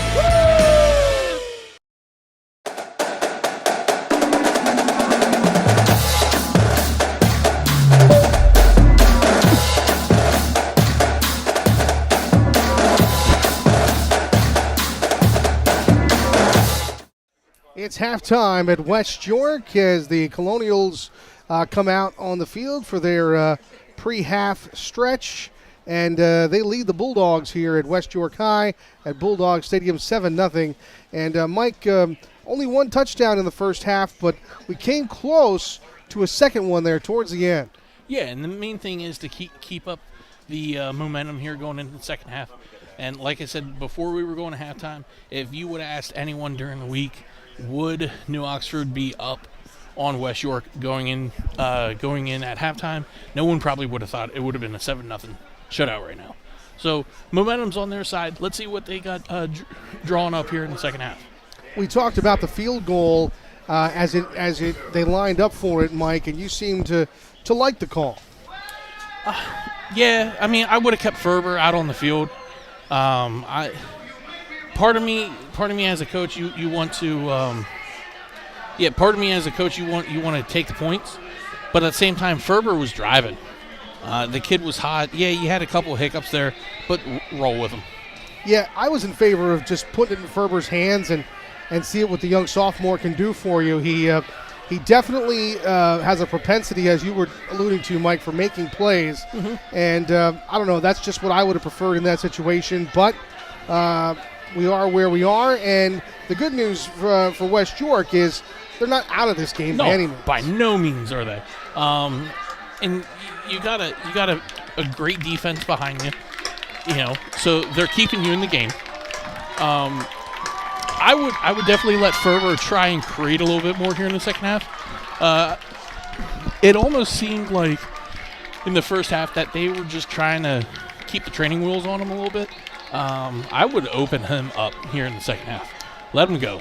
The other story of the first half, both offensively and defensively for the Colonials, was the ubiquitous presence of Alex Brown. The guy is everywhere on the field. You got to feel like if you're in West York at halftime during the coach's speech, you might have been looking behind you to see if Alex Brown was behind you. Yeah, like if he followed you into the locker room or something. The guy's everywhere. And he plays both sides of the ball, too. That's a big thing. He's a touchdown away from basically saying that he's got a perfect game. He's everywhere. He's making tackles. He's running the ball. He's all over the map. He's really I hate to say it, but he's the heart and soul right now. Yeah, he absolutely has been. And we also talked about, too, in the first half, Luke Fry, and he's one of the guys that got New Oxford here along with Alex Brown. And it's been surprising that a little bit to see a 7-0 game here with two quarterbacks who can throw the way both of these quarterbacks can. But what they've done, though, in that first half is they were very methodical with him. So they ran a lot of zone with Brown. And then as that second corner went on, they started trickling in different pieces of their offense. And I'm gonna bet that we see a continuation of that here in the second half. Most likely when teams come out here in the second half, it's a bit scripted as far as what their play calling will be. Second half in high school football is all about adjustments. So you're going to assume West York already adjusted to that. So we'll see. It comes down to coaching at the end of the day. Both these teams are very capable of winning. Are you trying to say, Mike, that we can learn some things from the tales of the script? I didn't say that. I'm just kidding. I'm just kidding. No, but like when you come starting game coming out of halftime, you probably have your first 10 to 15 scripted. Sure. And all it really is you're trying to see what the other team's going to do on certain plays, and then you adjust off of that. The other thing I want to remind people is that points were aplenty last week for both teams. 46-0. I know it was Kennardale, but 46-0 last week for New Oxford at Kennardale, and 30-some points for this West York team, and most of them in the second half against a very tough and formidable Southwestern team last week. So we could see fireworks in the second half. I wouldn't go too far from your television screen. If I was West York, since you're getting the ball here in the second half, I'd come out tempo. That's what worked going into halftime. Yeah, you didn't put any points up on the board, but you clearly worked, and you want to get off to a fast start. So you want to get up, put some points on the board here, and see how New Oxford responds from that. And the other thing I want to touch on is both defensive lines have done a really, really nice job tonight. And it's not because the offensive line's not doing their job. Right. They are.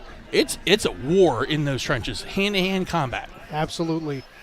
So, taking to the 5 to start the second half, and across the 20, 25, 30 is where the number 2, Madden, is brought down for West York. So about the 31-yard line is where West York is going to start with the ball here. And like I said, I'd get them moving quick. Tempo. So just underway in the second half here. West York looking to see if it can cut into that 7-0 lead. Ferber fakes the handoff, keeps it himself up the middle there we go. Some yards, and across the 40 to the 43 is Ferber, and he's near a first down. They're going to say he's got the first down to the 44. And that's what I talked about. You got to let the kid create. Let him work. Absolutely. Put it in his hands, and they also had some success with a hurry-up offense. It looks like they're going to that here early in the second half. And why not? Right back to the read. Here's going Ferber. Downfield. He's Again, open. He's got a man. Oh! Just in and out of the hands of the outstretched arms of the receiver, number 13, Torres. And Holmes for New Oxford, he was on his hip.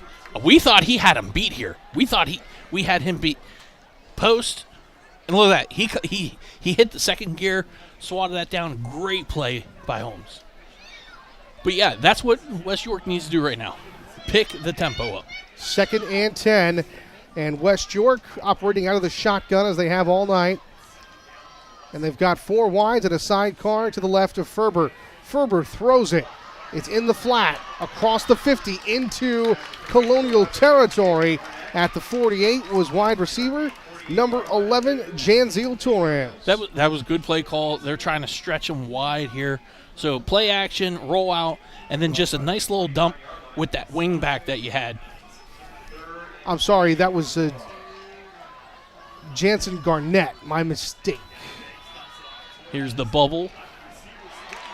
Hey, he gets a first down on that. Bubble screen, and that time it was Torres, and he's out of bounds after first down yardage. 10:56 to go in the third, 7-0 West York trailing, but they're in New Oxford territory right now. So the one key that I would keep an eye on here is you have a number 11 as your wing back here. Back to throw, into the flat, complete, just across the 35-yard line. They're going to mark it just past the 35-yard line to the 34. Number 3 on the catch, Korzai Beatty. So you have number 11 playing wing here. Just keep an eye on him. They're going to end up going to him just on a quick little hitch right down the middle of the field. Check that, Conrad Beatty. And Ferber on the give, and why not, to Kramer. He was a guy we saw a lot in the first half. He gets to the 32-yard line. About a pickup of 2. It'll be 2nd and 8. And big Braden Bowman, number 56 there with the tackle, stepping up for the Colonials. Mike loves these defensive linemen, and he's got some good ones to watch tonight for sure. 10 minutes, 25 seconds to go in the third frame. 7-0 is your score in favor of the Colonials, but here come the Bulldogs. And Ferber keeps it himself after the fake. He's going to be close to a first down. Looks to me like he's got it. And Brown, he wanted a holding call, but he ran himself out of the play. And they ran with him. Let him run himself right out of the play. You'll see the wham block.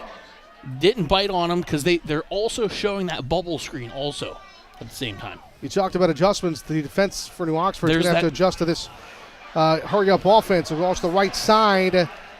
I think that was Madden. There's that bunch toss play that they ran a couple times in the first half there. And I'm sorry, it was Kramer. It'll be interesting to see what they run off of this, because this is the third or fourth time that they ran this already, and they haven't really been able to get any good blocking on the outside. So you'd had to think that they're going to run some sort of play action downfield with that. Because Colonials, they're doing a good job with pursuing to the ball. You know, they're putting the hat on a ball here. But you had to think at some point West York's going to try and do some sort of play action off this. Ball resting at the 28. It's 4th and 4. Shotgun and 4 wides. I think that 5 wides for the West York offense. And they give it up the middle to Kramer, and he gets nowhere. Jack Rios, number 17, with the stop for the Colonials there. And that will get them to flip the field, turnover on downs, and look at that, Colonials stepping up. The frustrating part for that for West York has to be, Mike, that they really had something going on that drive. Definitely does. There's times where they should, and I'm saying it again, let them be creative in the backfield. You know, you're running multiple plays off the read. And I think they're relying on that run up the middle a little bit too much. Now, New Oxford had it going on the first drive, looked excellent. They were stymied since then. Let's see what they can do on their first drive here of the second half with 9 minutes on the third quarter clock. And, well, it was an empty set. Well, it still is. And 5 wides here for the Colonials. Interesting opening here. As they start things as a man in motion from left to right in the flat. Downfield it goes. Ooh. Just through the outstretched arms of tonight's only touchdown scorer. That's Brody Holmes. He looked back a little too early for that, and you could see he slowed up just a slight bit. If he would have just waited on that, he would have been right underneath it. And we hadn't had a chance to talk about it yet, Mike, but we talked about how athletic these quarterbacks are and how talented these quarterbacks are. A lot of talented wide receivers on the field tonight as well, and it's some big ones for New Oxford. And I know that they haven't showed this much, but with them running an empty set and they spread the defense out a little bit, I wouldn't be shocked if we see Luke Fry do some sort of like quarterback draws or anything coming up. Here's the give. Guess who? Off the left-hand side across the 40, 45, 50, into Bulldog territory to the 30, 25, 20, inside the 10 to about the 8. Loses the ball, but I think that was caused by the ground. A flag flies, and here's the ball resting at the 8. Huge play for Alex Brown and the Colonials. Here's the replay. So it's going to come back. You know, Brown was a little, irritated that he got caught from behind, and he slammed the football down. They're going to call that on him. He got real close right here, toe tapping down the sidelines. But then you'll see right here, he picks the ball up, slams it. You can't do that. You got to be smarter than that. So they're going to take it all the way back? No, it'll be a dead ball spot. So they'll take it from the spot of the foul. But anytime you break a big play, and they're going to call an unsportsmanlike conduct on that. So he's going to have to watch out. One more, and he's out of here. You only get 2. So the coach not going to be happy with that, although he has to be thrilled with the run, not happy there with the unsportsmanlike conduct call. But, yeah, he got real close to the sidelines there. I know the West York coaches, they were trying to get the ref's attention there like he stepped out or something, but they just kept on running with him. According to our replay, he stayed in bounds. It was a good run by him. Excellent run, and typical of the work he's been doing all night long. In fact, you could make an argument with what's been going on so far tonight offensively for New Oxford. He's been due to break one of those like that just from the amount of times he's carried the football. Most definitely. And I don't think he's done breaking one either. And I don't think he's tired. That's the more amazing part of it. I don't think he's anywhere close to out of gas. Well, they pulled him. The coach probably wants to talk to him real quick. It's a lapse in judgment. Things happen. I think this is the first offensive play he's been off the field. Maybe the first play he's been off the field all game. As they give it to his backup, number 27, across the 20 into the 20 or to the 16 yard line. Then number 27 is Everett Ernst. And as we expected, Brown's back. And that's probably what it was. A misjudgment on his end. Coaches probably just want to talk to him real quick. He's back in the game. No fret on that. And look, they still have great field position. It's 2nd and 4 right now for him.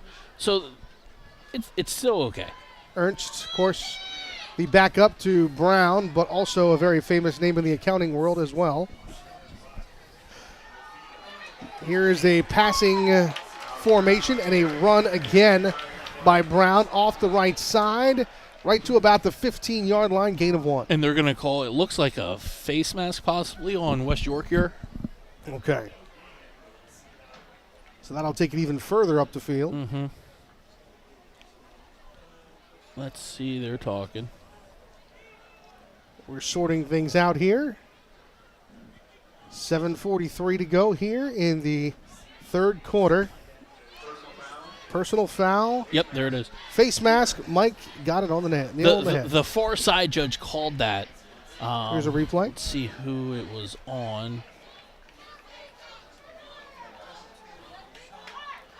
It's hard to tell if he got the collar or if he got a part of the face mask.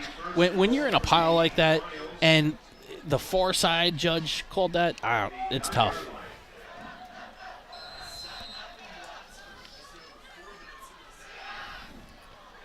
So 7:39 to go, and New Oxford, its first possession of the half here.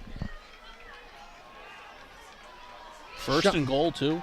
Shotgun formation, it is first and goal. Fry throws it, intercepted across the 10, 15, 20, out of bounds at the 22. That is a huge interception for the Iron Man, Tavion Thomas.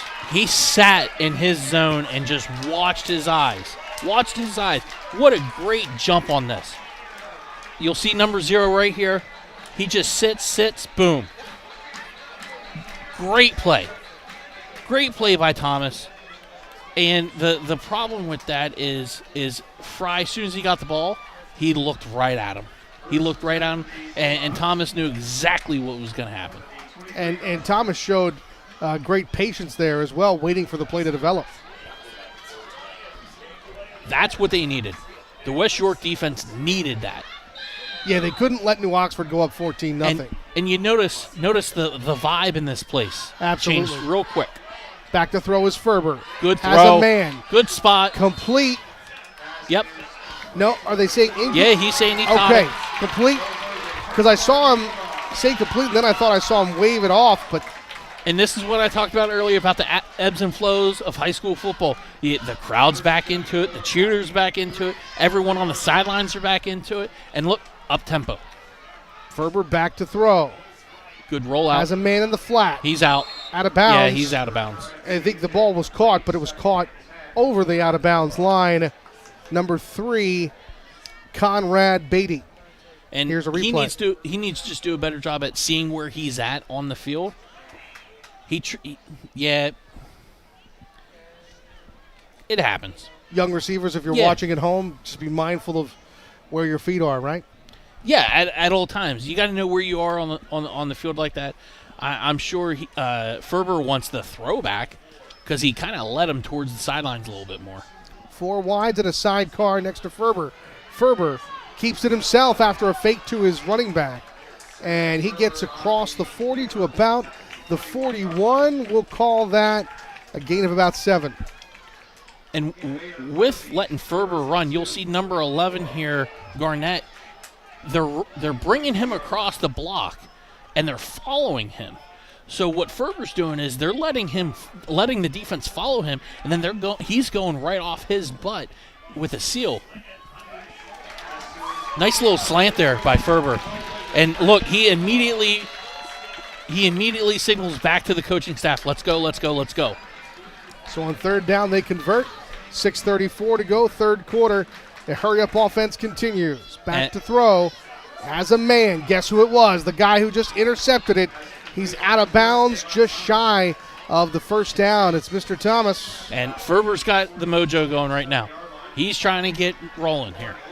And Thomas, he didn't have a bad first half. He heard his name a few times, but he's the one with the ubiquitous presence now in the second half. He's here slot to the inside of the trips here. Here's the give. It's to Kramer. That's a name we heard a lot in the first half. He's near first down yardage. Look, Ferber is just begging for them to get a call into him. Yeah, it's almost like he's a mad scientist that he's feeling it right now. Yeah, and that's the thing. You get in a vibe of a game. You get in the feeling of things. And he knows what to look for. Here they come back with the bunch set that they've been running tosses out of. Let's see if they do play action out of this. Here's third and short. Ferber called his own.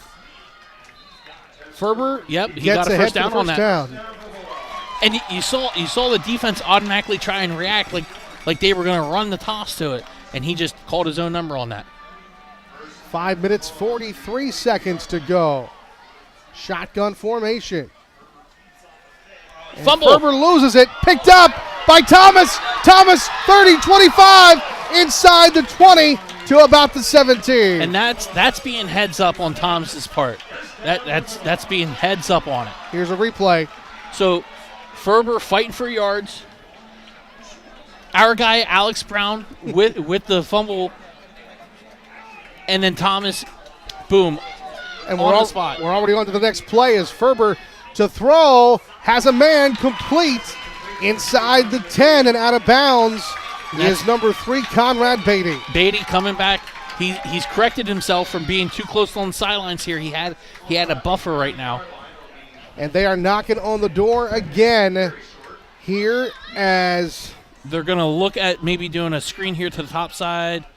Nope. Ferber's calling his own shot here. Ferber, touchdown! Touchdown Bulldogs. The score. And that's what I said. Coming out of halftime, they need to let Ferber do is run his offense, and that's what they exactly let him do, and you saw what happened. Yep, and I was even advocating it at the end of the first half there when they were knocking on the door the first time. Yep. You keep the defense on the field. You don't let them bring in substitutions. You have plays that you can just run back to back to back. These guys, they practice all week. They know how to run this offense without huddling up. Did you see? I'm assuming tonight's your first look at Ferber. Is that right, Mike? Yeah, we had him week 1 against Elko, so we got to see him then. But, I mean, since then, he's matured already as a player. He's played so much better already. This you didn't see. Week 1, obviously, you're trying to get all the wrinkles out. But look at this. Reed doesn't give up. Tons of fight in that kid.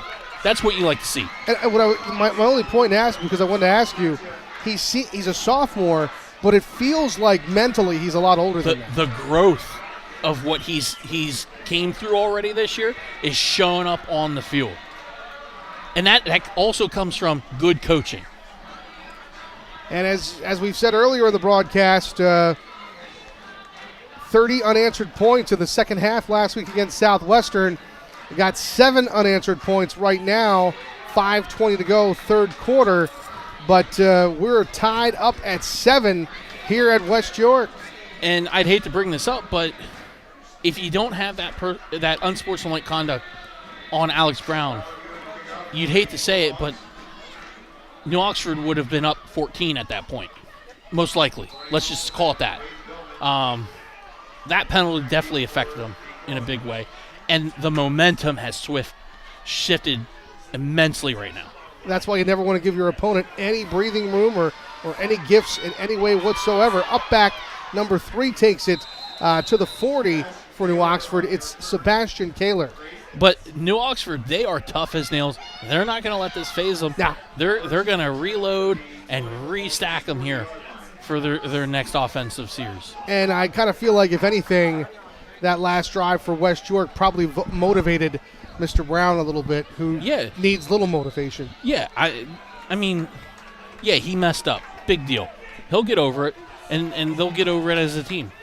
Ernst back in the game the backup for Brown. He's a nice little change of pace back with them. Brown's a little bit more of a power back, and it seems like Ernst is a little bit more quick.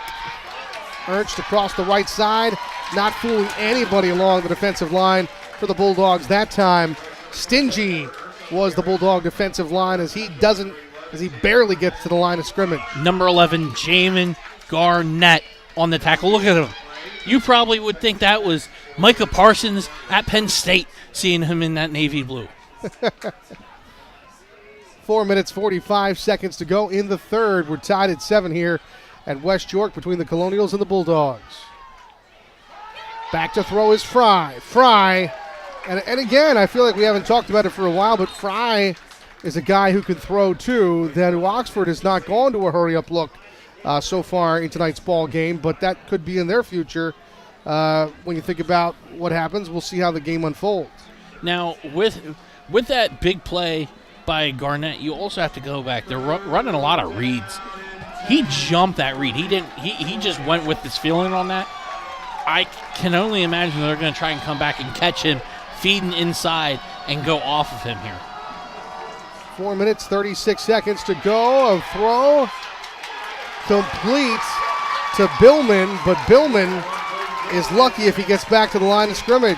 And the Mo is all on the side right now of West York. And looks like there's going to be an injury timeout for number 1, Braden Billman for the Colonials. He's getting a walk off the field here. I was going to say the good news is he's walking off on his own power. And the referees, they're not calling an injury timeout because they got him off the field here. So it's 4th down now for the Colonials. And now the Colonials have a 3-and-out, and the momentum definitely not on their side at present. And they're gonna punt on this. They certainly are. Let's see how they can try and pin them here. And it looks like Thomas is back to receive the punt. The punt is away. Falls at the 30, takes a New Oxford bounce, the 25. You'll take that. And that's where the Bulldogs will set up shop. If you're punting, you'll take that any day of the week. 3 minutes, 44 seconds to go on the third quarter clock. And the New Oxford has kind of been playing with fire. Remember with that number 9 who's coming off the field for West York, Ibrahim Fuentes Bream almost had that. He had a pick and it was in his hands and he dropped it. But here's West York now on offense. Ferber throws to the sideline, and again, the throw was out of bounds, so nothing the receiver could really do there. But same route, looking for Beatty there on the outside. He just needs to be careful where he's at towards the sidelines there.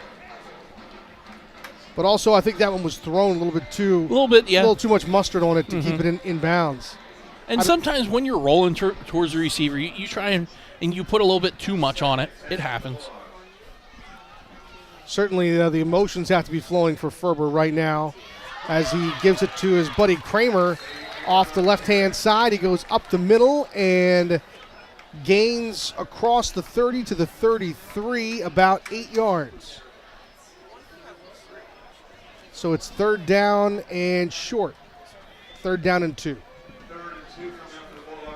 Let's see what Ferber does off this. Gives it back to him.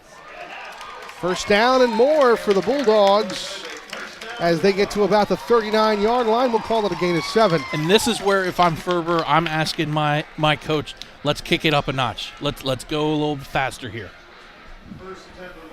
3 minutes, 3 seconds to go in the third quarter. Going back to the well. Sideline and dropped. Had his 2 hands on it, but dropped it. And it was number 3, Conrad Beatty, and number 7 for New Oxford, Brogan Clunk in there on the coverage. In New Oxford, it almost looks like that they're trying to fall into a zone on them, and they're just letting the coverage, they're just taking whatever they're giving them.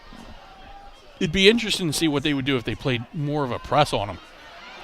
And Ferber takes it himself, gets about 5 to about the 44-yard line, his own 44-yard line.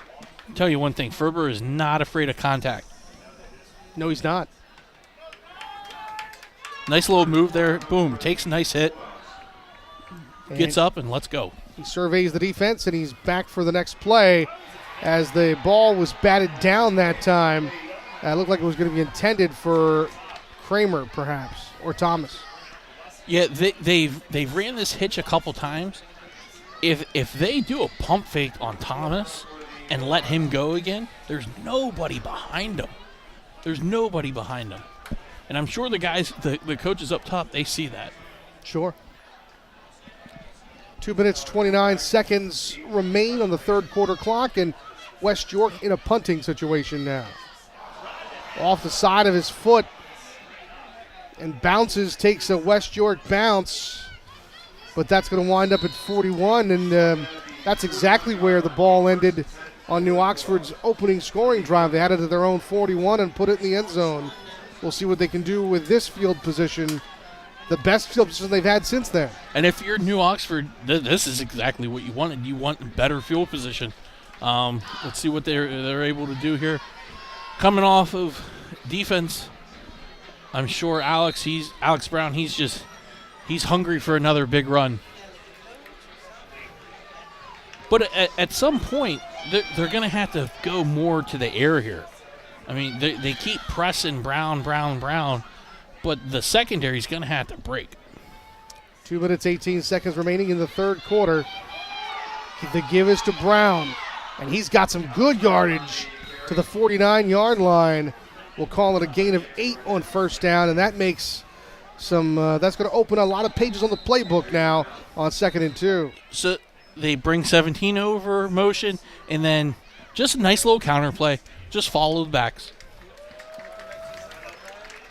And it looks like we have a timeout on the field. It looks like number 11, Jensen Garnett, is on his knees, and now he's up on his feet making his way to the sideline.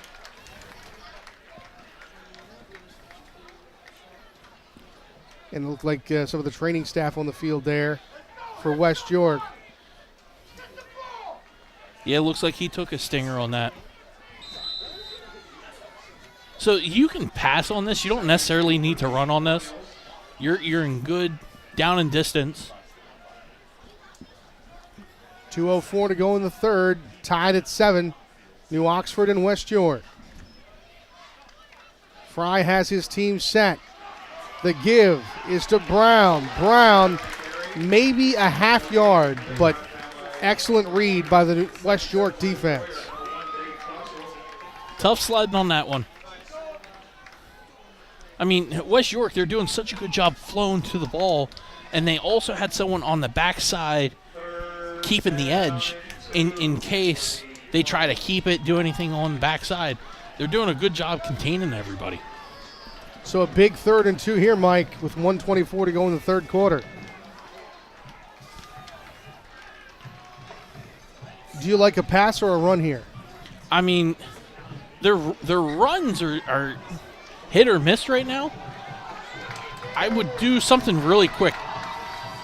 All right, let him eat. Bursts through the hole up the middle to the 20, inside the 15 to about the 14. Heck of a run by Mr. Brown. And he breaks another one for the Colonials. Nice little trap play. Boom, hits. Runs downfield. You know who he looks like? Scattaboo. He just saw his gap and ran for daylight right there. They did a great job running that trap play. And he saw a nice crease on that. To go in the third. Now Ernst up the middle. And Ernst battling his way to near the 10-yard line. I'd like to see what Ernst could do east-west instead of north-south. I think he might be a little bit better of a change of pace back on that. Also, number 11 for West York, Garnett, he's back in the game after coming off injured there. And Ernst, he's in the backfield still. He is indeed. He gets the carry across the 10-yard line to about the 9, where he's greeted by about 2 West York defenders. And we have about 15 seconds to go here in the third quarter. We'll see if we have one more play left. And number 54, Aiden Leach, D lineman for the Bulldogs, he just stood up his offensive lineman, drove him right back into Ernst's lap. And that'll do it for the third quarter. We'll end the third quarter tied at 7. You're listening to live high school Friday night football on the Flagship Network. We're pretty big. Yeah, people say we're giants. You call that giant? This is giant. At Dean's Auto Plaza, we have a giant selection of quality used cars, trucks, and SUVs, all at prices that will not crush your budget. Okay, he's the real giant. Yeah. Come see why they call Dean's Auto Plaza York's used car giant. Welcome back to Bulldog Stadium on the campus of West York Area High School. We're tied at 7 on Friday Night Football. And next week, Mike, we got a real great one in store for the fans. Yeah, we have the Raiders of Twin Valley going into Lampeter Strasburg, the Pioneers, for week 9. It's going to be a great game. Catch it all on Flagship Network right here on YouTube. And Lampeter Strasburg, not far from Manheim Township, the Blue Streaks, one of the best nicknames in Central Penn High School football. Great movie, too. The Manheim Township Blue Streaks. I have a co-worker of mine that lives in that school district.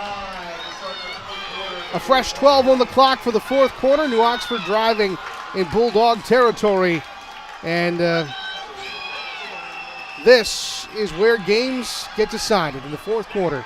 Back to throw is Fry. Little screen, nice patience on that play to allow that to develop.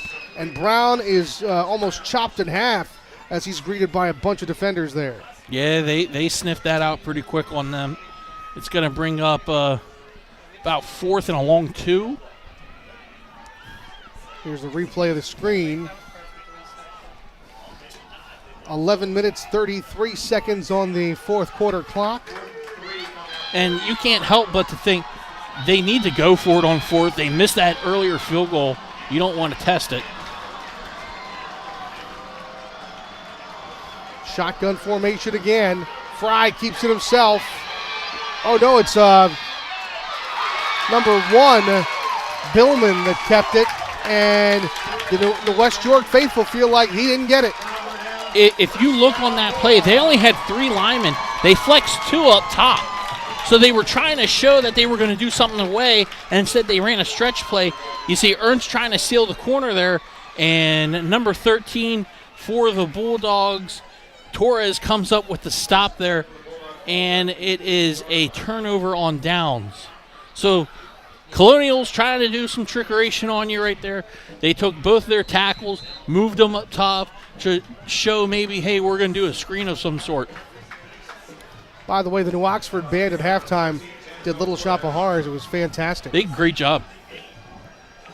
11 minutes, 10 seconds to go in the fourth quarter. Ferber looking deep. Ferber looking to throw. He's got a man.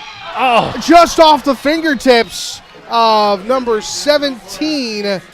Number 17 is Bob Moore.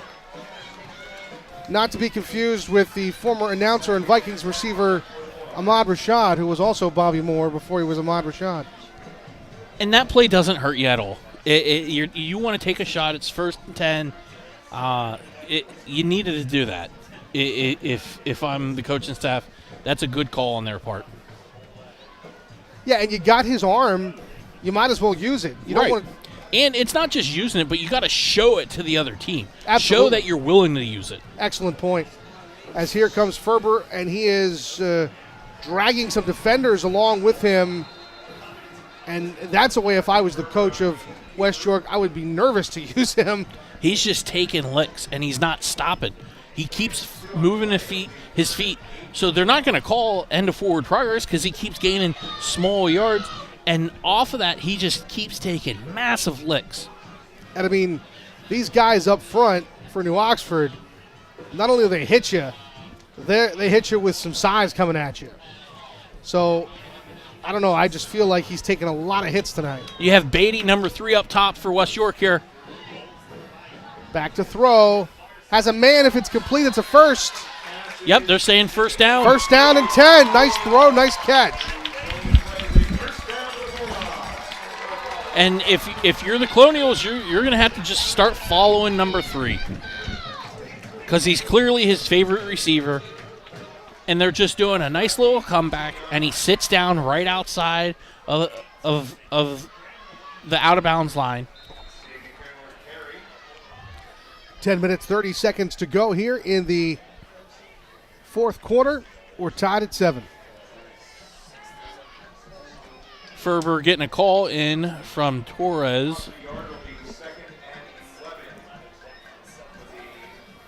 They're going to flex Torres out wide here on the near side. You can't help but think they might go deep again. And this play is blown up before it even gets started. Full start. It's always nice to feel somebody brush up against you as they walk past while you're trying to do a broadcast. 7 is your score here. Torres fell. He leaned a little too forward. Now you're definitely in passing territory. And you're also single digits as far as time goes. 9:55 remaining in regulation. You got Beatty up top again, but he's going to roll opposite side.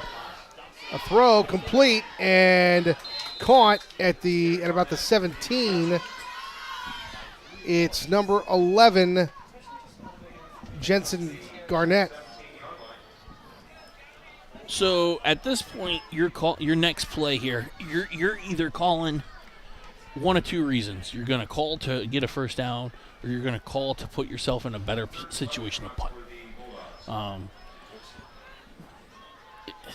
They could do either way, really, with Ferber right now. And Ferber from a shotgun. But again, Beatty up top. And he sends the back out wide to the right. Back to throw is Ferber. There he is. And it looks like he's close to a first down. Yep. If Beatty does not, in fact, have it. And they're calling first down for Beatty. And look, Ferber's calling his game right now. No huddle. And New Oxford trying to get a team on the field. Ferber fakes the handoff out into the flat to one of the tonight's potential stars of the game, Thomas. Nice move by Kramer there. Thomas, excuse me. Nice move by Thomas, getting that pass, making a move. Gets to the 37 where it'll be 2nd and 2. Picking up 8 yards on that play. And looks like he's got a first down. I'm going to guess that's Kramer on the run. Yep. On the left-hand side. Ferber immediately looks over to his coaching staff and says, let's go. Here's a replay of the first down. Just big on big. You're moving your men. That pile definitely moved. And he's got the West York fans barking here in the stands on the sideline. Feel like I'm at a Georgia game right now. 4 wides. Here's Ferber. Gets it out to a big man across the 50 into New Oxford territory to the 49. Yeah, Garnett might not get you tons of yards, but he shows the defense enough that they have to respect him. And he doesn't allow you to load the box on him. Because with that, if they keep him with a wing, anytime they move him as far as like a motion or anything, they've used him blocking. They used him, to pull along with interior linemen. So you have to respect what he's doing. Absolutely. Aside from just going out and catching passes, he's a great blocker. Yeah, and he's right there. We go with the wham. Ferber back to throw. Has a man wide open. Caught! Down the sideline. Touchdown! His favorite receiver, Beatty! Flag on the play. Flag on the play. Let's check the laundry, see what happened here. Ferber took a shot, though, and they're going to call that on West York. Wow. And, of course, the New Oxford side standing and applauding a cavalcade of boos from the West York side. But Ferber did take a shot on that play. Our producer queuing up a replay here. We'll see it soon. Here it is. Yeah, he did take a shot. He took a nice little shot. But, Mike, he was wide open. Wide, yeah. I don't think there was a New Oxford defender within 10 yards. And you can tell he wants to go to Beatty over and over and over. Yeah, at some point, you have to almost roll a safety over on top of him. Well, and my thought is when you have a quarterback that's as accurate with an arm like this on either side, you can't leave a receiver that wide open. Definitely. You can't rely on an incompletion in that situation. 7:07 to go here in the fourth quarter. We're tied at 7 on 2nd and 10. And they tried to give it to Jansen Garnett, and he gets nowhere. Probably loses a yard. So we'll be looking at third down and 11. Travis Covington in on that tackle again, along with number 17, Jack Rios. They've been wrecking havoc back there in the backfield. And I'm sorry, I thought that was Garnett. I think it was Kramer. And why I didn't say Kramer's name to begin with, and just as a guess, I don't even know. So it's third and a long 10, 11. Ferber can show a lot of moxie here. He's back to throw. He's looking for a man. Has a throw. It's out to Beatty, and it's in the air. Incomplete. Well, didn't know. They're going to say that number 9, Nolan O'Brien, did not intercept it. It almost looked like a replay of the interception from the first half. Look, he rolls out. He's getting hit. He's throwing as he's going down. They try and climb the ladder for the interception. Just not quick enough. And I'm not so sure that he didn't catch that. It was close. It was close. 6:13 to go in regulation. Looks like they're going to punt the football away here. So New Oxford will have a chance. They're going to blow with that the football, dead. And it's going to be blown dead. The flag looks like it might be on West York here.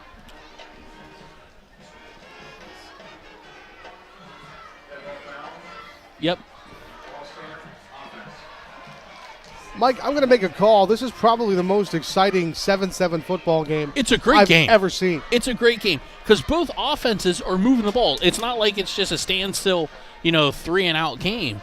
They're moving the ball. They're just not putting points up. So the defense right now, they're playing great, but then they allow them back in the game. So it's almost like a bend and don't break defense right now. Yeah, exactly. And there's some vicious hits going on out there as well.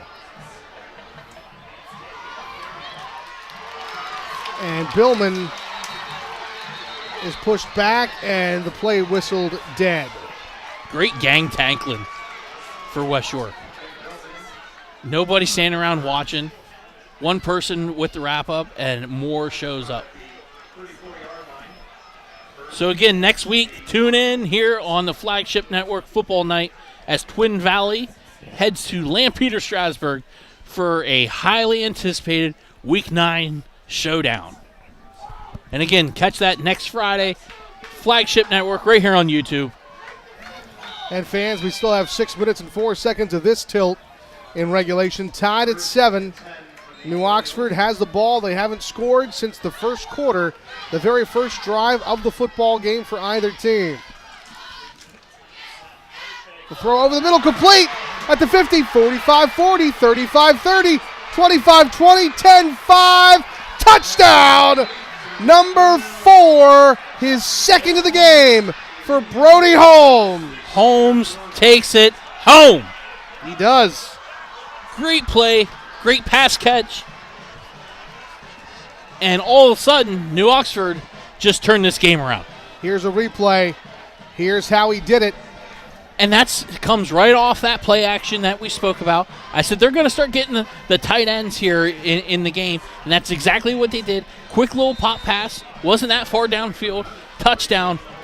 Colonials. and our producer prompting us at halftime to come up with a most valuable player tonight as the extra point is good for the 14-7 lead. We'd be hard-pressed not to have Brody Holmes in that conversation. I can tell you right now, with that touchdown, that has filled his passion bucket tonight. And it's hard to say. I think he's a leader in the clubhouse right now for player of the game. He is for me. We'll take a 30-second timeout. You're listening to the Friday Night Football Game of the Week on the Flagship Network. We're pretty big. Yeah, people say we're giants. You call that giant? This is giant. At Dean's Auto Plaza, we have a giant selection of quality used cars, trucks, and SUVs, all at prices that will not crush your budget. Okay, he's the real giant. Yeah. Come see why they call Dean's Auto Plaza York's used car giant. Welcome back to West York Area High School and Bulldog Stadium. New Oxford has just taken a 7-point lead, and here comes the Bulldogs to see if they can respond. Across the 30-yard line, out of bounds to about the 33 is Thomas. They're going to call a hold on the Bulldogs here, possibly on number 2 maybe. He was really animated when he saw that flag get thrown. 5 minutes, 45 seconds remain now in regulation.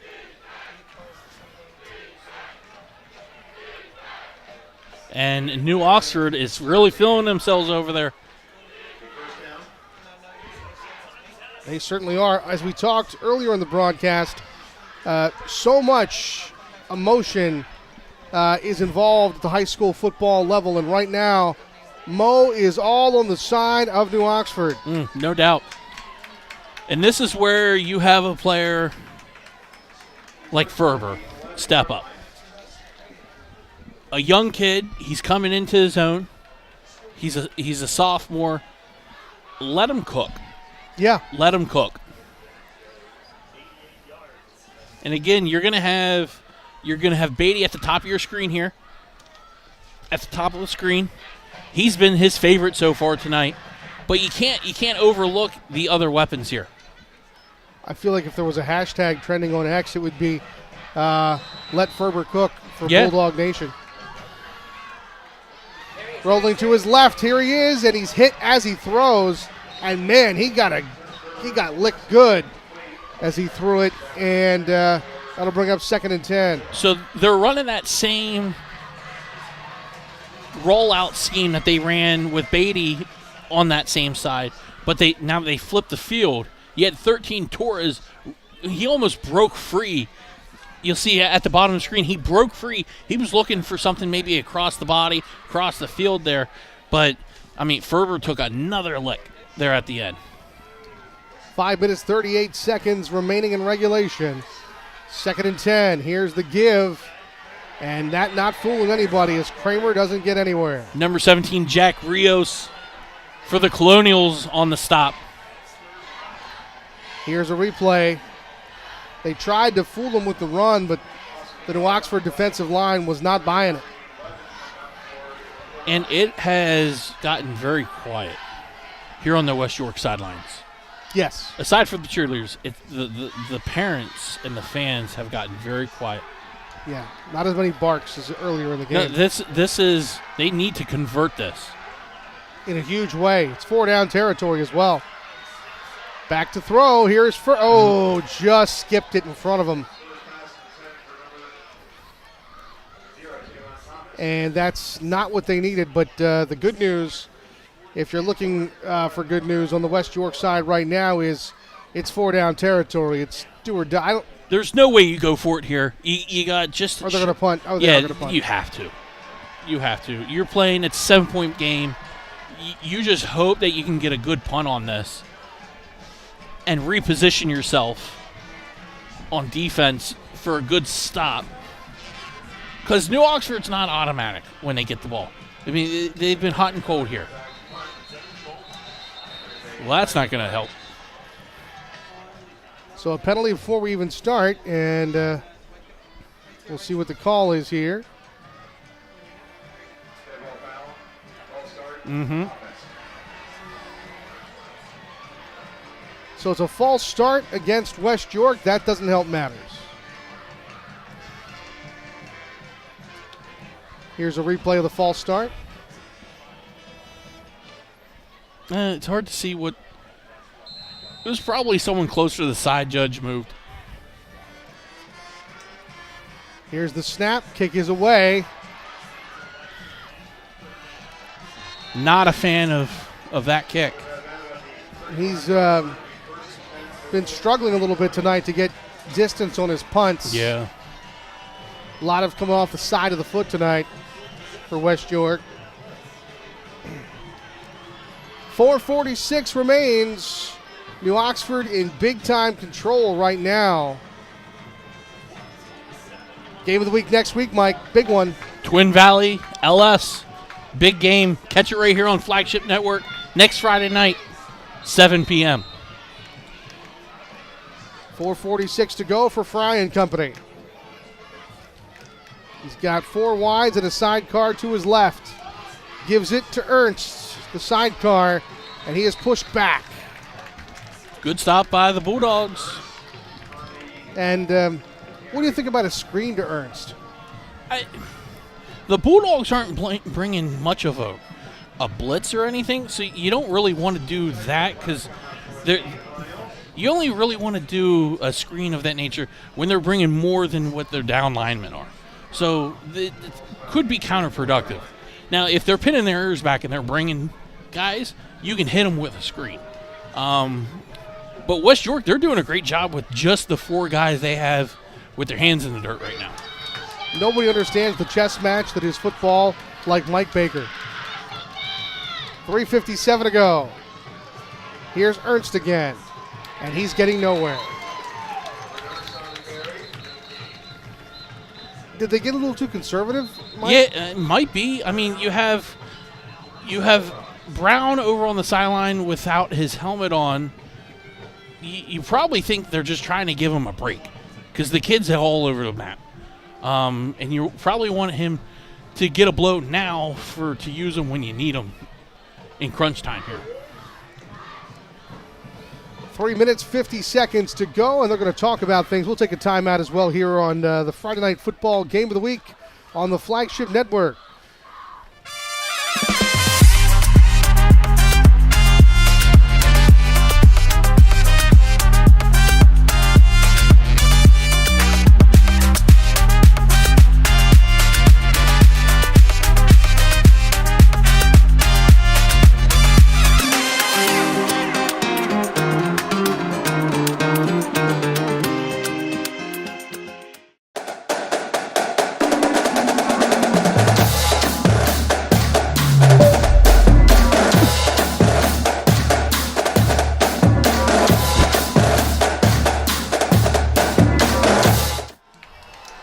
Welcome back. 3:50 to go. And Fry and company on 3rd and 11. They fake to Ernst. Ball tipped and falls harmlessly incomplete. And that could have been West York's out. That could have been their out. Tip pass, fluttering in the air. He had multiple people around the football there. Could have got the interception. But then again, look at it. He stopped the clock. It's 4th and 11. And momentum's kind of tilting right now. Looks like they're going to go for it. Yeah, here. I would. You wouldn't kick a field goal here? No. I'm just kidding. No. I'm just kidding. Unless you got Vanderjack, as a 16th year senior. 3:47 to go. But even if you can get someone to jump off sides here is a plus. Yep. That's what they're looking to do. No success so far. And they're just going to let the clock bleed. Take the delay game, gives you some room to punt. Smart move.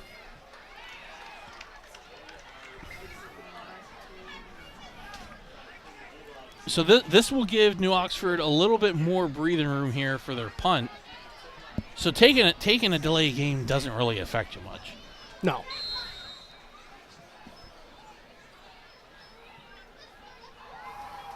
So West York will probably get the ball back with somewhere around 3:25 to go on the clock or thereabouts. And they'll have a chance to work their magic with their excellent QB, Jensen Ferber. Here's the kick away. Nice punt. And it falls at the 7 and then rolls. It looked like it was going to go in the end zone, but now it's rolled all the way inside, in between the 5 and the 4, which is where they'll start out. That is a punt that Pat McAfee would love. Right here. Hashtag for the brand. In terms of a roll, it doesn't get much better than that. That might be sealing the game. That might seal the game. Because you got to look at the bigger picture here. You're coming out with the ball on the 4-yard line. Weird things can happen in high school football. A safety, weird stuff like this. Sure. I mean, you could look back and say that punt right there just put them on ice. Yes. 3:36 to go.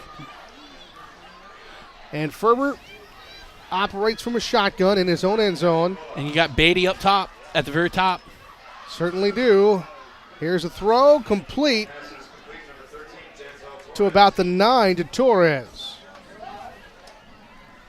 Clock rolling, 3:25 to go. Torres probably would have been just as good with letting that hit the ground instead of letting the clock go. Ferber on 2nd and 5. Going right back at the well. Right back to him. He's at the 9 and brought down. The ball popped loose. They're calling him down. They're going to say momentum was stopped. 3:10 to go. Here's a replay if you want to see it again.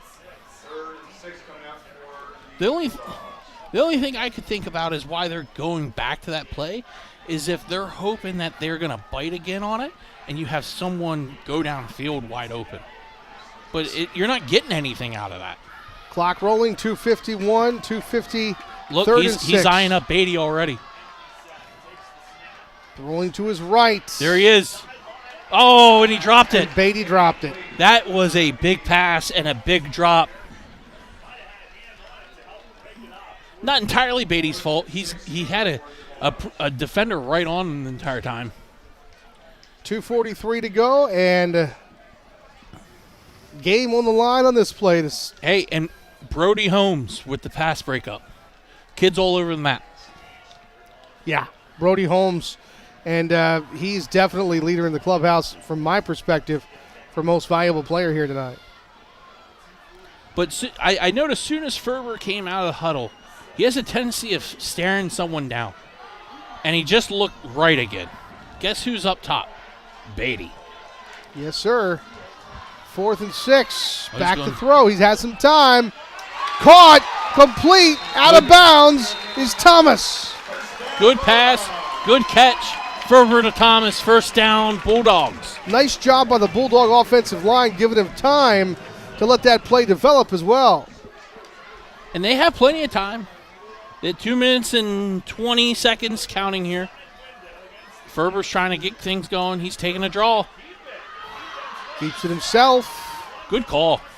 I don't know if that was actually a call or if he just sensed, hey, they're out of rhythm, let's go. Yeah. If he called his own signal, that was a good job on that. Sort of used the referee there in the middle as a pick. Good job on his end. Back to throw is Ferber. Has a man. Nice throw. Complete across midfield to the 45. It is number 25 on the catch. That's Braden Leitner. He's been quiet all night. And comes up in a big way for the West York Bulldogs. And Ferber signaling to his line, let's go, let's go. Shotgun, here comes Ferber, keeps it himself. Gets close to the 40. We'll see where they mark it. I'm not too much of a fan of Ferber running right in behind his lineman. No. He has some space to the left and right that I would go with, but it almost seems like they're trying to keep the ball in the middle of the field. Back to throw. Ferber again. That just got away from him. Skipped it to Thomas.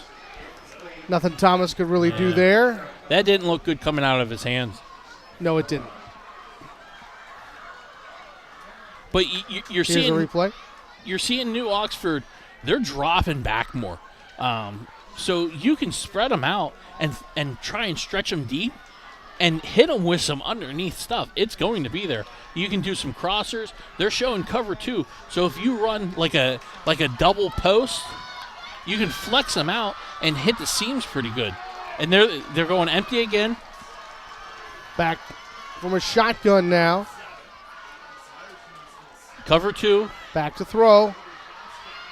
Has some time. Nice throw. Down the sideline. Some hand fighting going on. They're going to call pass interference on the Colonials. And it was 2-on-1. Talk about a trust ball. And Torres is down after that play. He got bent up a little bit there going to the ground.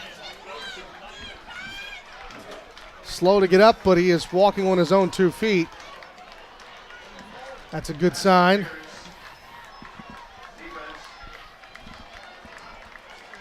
And now 1:36 still on the clock. Yep.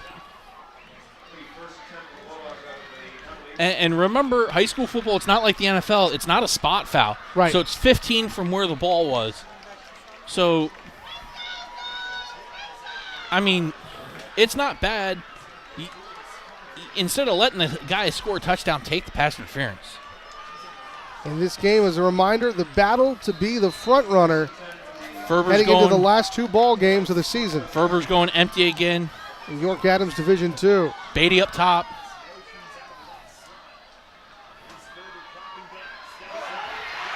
And Ferber sacked. What a move by number 17, Jack Rios. He showed to the outside. They try to get a body on him, and he scooped back inside. Here's a replay. And Ferber was surprised. Ferber thought he was just going to take himself out of the game, and Rios stays true, comes up with a giant sack. 1:28 to go. We'll take a timeout here, 30-second timeout.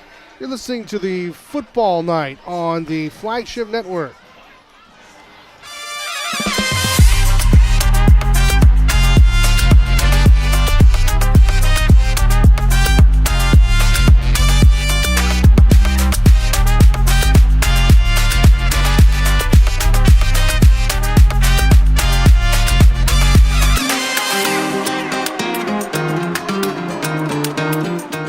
Welcome back.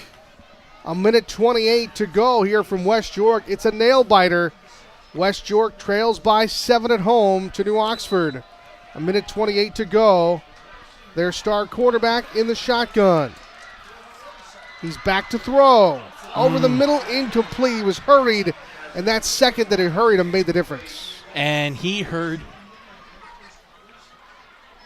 number 17 coming down the pike. He heard Jack Rios coming right down the pike, laid another hit to him as he released it. 3rd and 13 now for the Bulldogs. They need to convert. Need a convert. They do. Here goes Ferber, back to throw, has a man on the sideline that is overthrown with 1:20 to go, and it's 4th down, but this is 4-down territory. I mean, you had a whole nother 15 to 20 yards behind Beatty that if he would have just kept running.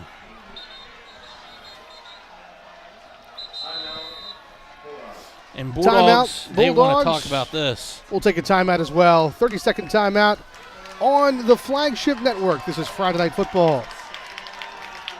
Hey guys, we're heading into No Albies here in West Reading. We've got the West Reading French Fry Fest next Saturday, so we're gonna shoot a little content with Massimo in here for the Visit West Reading Instagram page.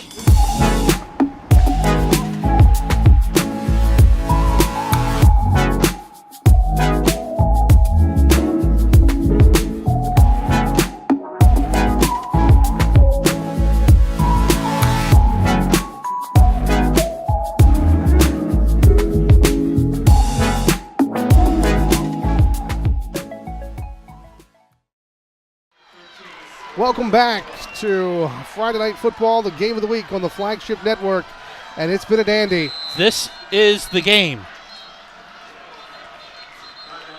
And now New Oxford's going to want to talk about this. So let's just keep it here So the coaching staff, they're telling everyone to be quiet. This is the game. It's 4th and 13. So West York wanted to see what New Oxford was going to show. New Oxford showed their hand. West York showed their hand. So New Oxford, this is where we're not playing checkers. We're playing chess here, my men. So almost again analogous to a college basketball timeout where you want to see what the defense looks like before your final inbound and try to score the winning basket. So you want to play the sticks. You obviously want to get the first down. But if there's a shot to the end zone for a win, it's hard to say no to that. You got Beatty up top.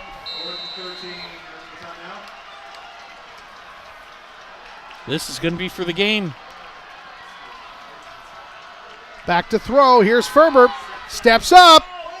Behind the receiver, and that's the ball game. West York, they're out of timeouts. New Oxford's going to get the ball back with a minute 15 left here.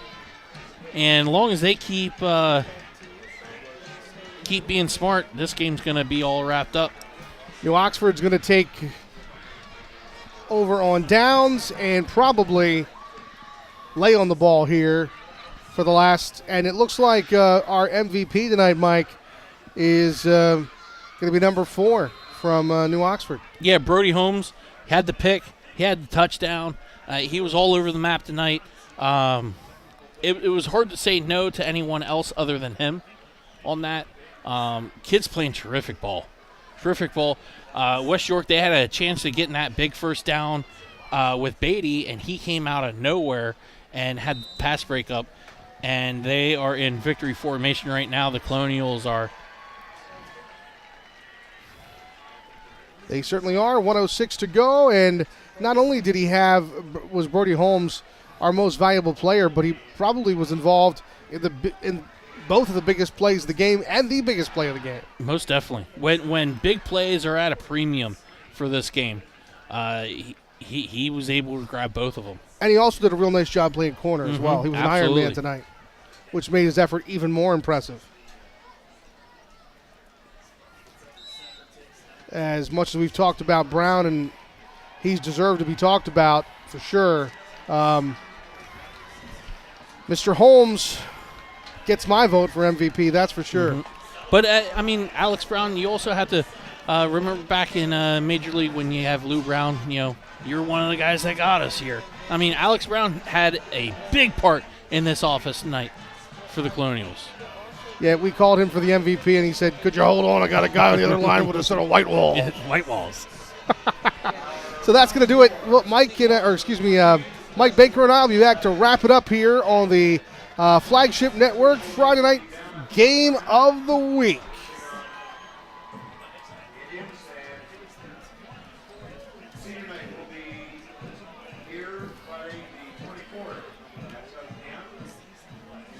Land Hope Farms is a stop that gets you going with the most delicious coffee, flavorful breakfast, custom-made sandwiches, and the famous fried chicken everyone craves. Plus, top quality snacks to keep you going. We offer the best gasoline and diesel in the area and free air for your tires. Visit our stores in Unionville and Oxford, Pennsylvania, serving our community since 1969.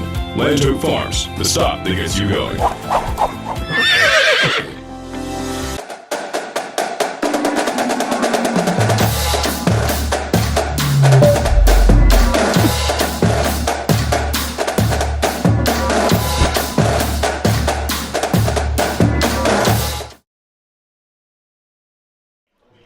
We are back for the post-game show on the Flagship Network's Friday Night Football Game of the Week. New Oxford 14, West York 7. We just named the MVP, who was Brody Holmes. Now we're going to see, once our producer cues it up, the play of the game. And it was also, Mr. Holmes was the recipient on that. It was his second touchdown of the game, Mike. And this is what really broke it open here and sealed the deal for New Oxford. Talk about this, Mike. Just a quick little pop right out to him. Nothing flashy. Boom. Free roam. And that right there put him up 14-7. and pretty much sealed the deal for the Colonials. And it was a case of where the corner was covering him, just basically played riverboat gambler and said, I'm going to go for the interception, and if he doesn't, well, then I'm going to be okay with him scoring. I mean, and it's no fault on Clunk. You have to think and hope that you have someone behind you in case you do miss that. Hindsight's 2020. If he would have jumped in front of that and was able to get a hand on it and got a pick, I mean, we could have saw 6 the other way. So no fault of his own. It was a heavyweight fight back and forth between these two undefeated teams. And now you have to look going into the playoffs here. I mean, both are still positioned very nicely. This win doesn't deter anything from West York. Don't get that, wrong. If anything, you learn more from a loss than a win. And this is probably the first time all season that you had a team that really stood toe-to-toe, went championship rounds with you, and punched you back in the mouth. And they're going to learn from this. They're going to reassess, and they're going to get back in the lab on Monday. Another tough game on the road for New Oxford. They've had, I don't want to say struggles on the road because they've won all their road games, but the games on the road have certainly been closer, and no surprise this one was closer given the step up in competition. Yeah, no doubt. Next week, New Oxford, they're at home against Warwick, so that'll be a pretty good game. So we'll see what's going on. And then with us, tune in, Flagship Network, Twin Valley Raiders versus LS Lampeter Strasburg, the Pioneers, next Friday, 7 p.m., right here on the Flagship Network. And I just wanted to give a big shout-out to our producer at BNB. He's not here tonight. Brandon Faust, want to say congratulations. He's getting married tomorrow. So obviously he would rather be there than here with us. But big shout-out to Brandon and everything he does here with Flagship and BNB Media. Congratulations, Brandon. So, for Mike Baker and our producer tonight, I am Max Stevens. Once again, the final score here from the campus of West York Area High School, Bulldog Stadium. New Oxford Colonials 14, West York Bulldogs 7. That'll do it for our broadcast tonight. Thanks for joining us tonight. Good night and good football.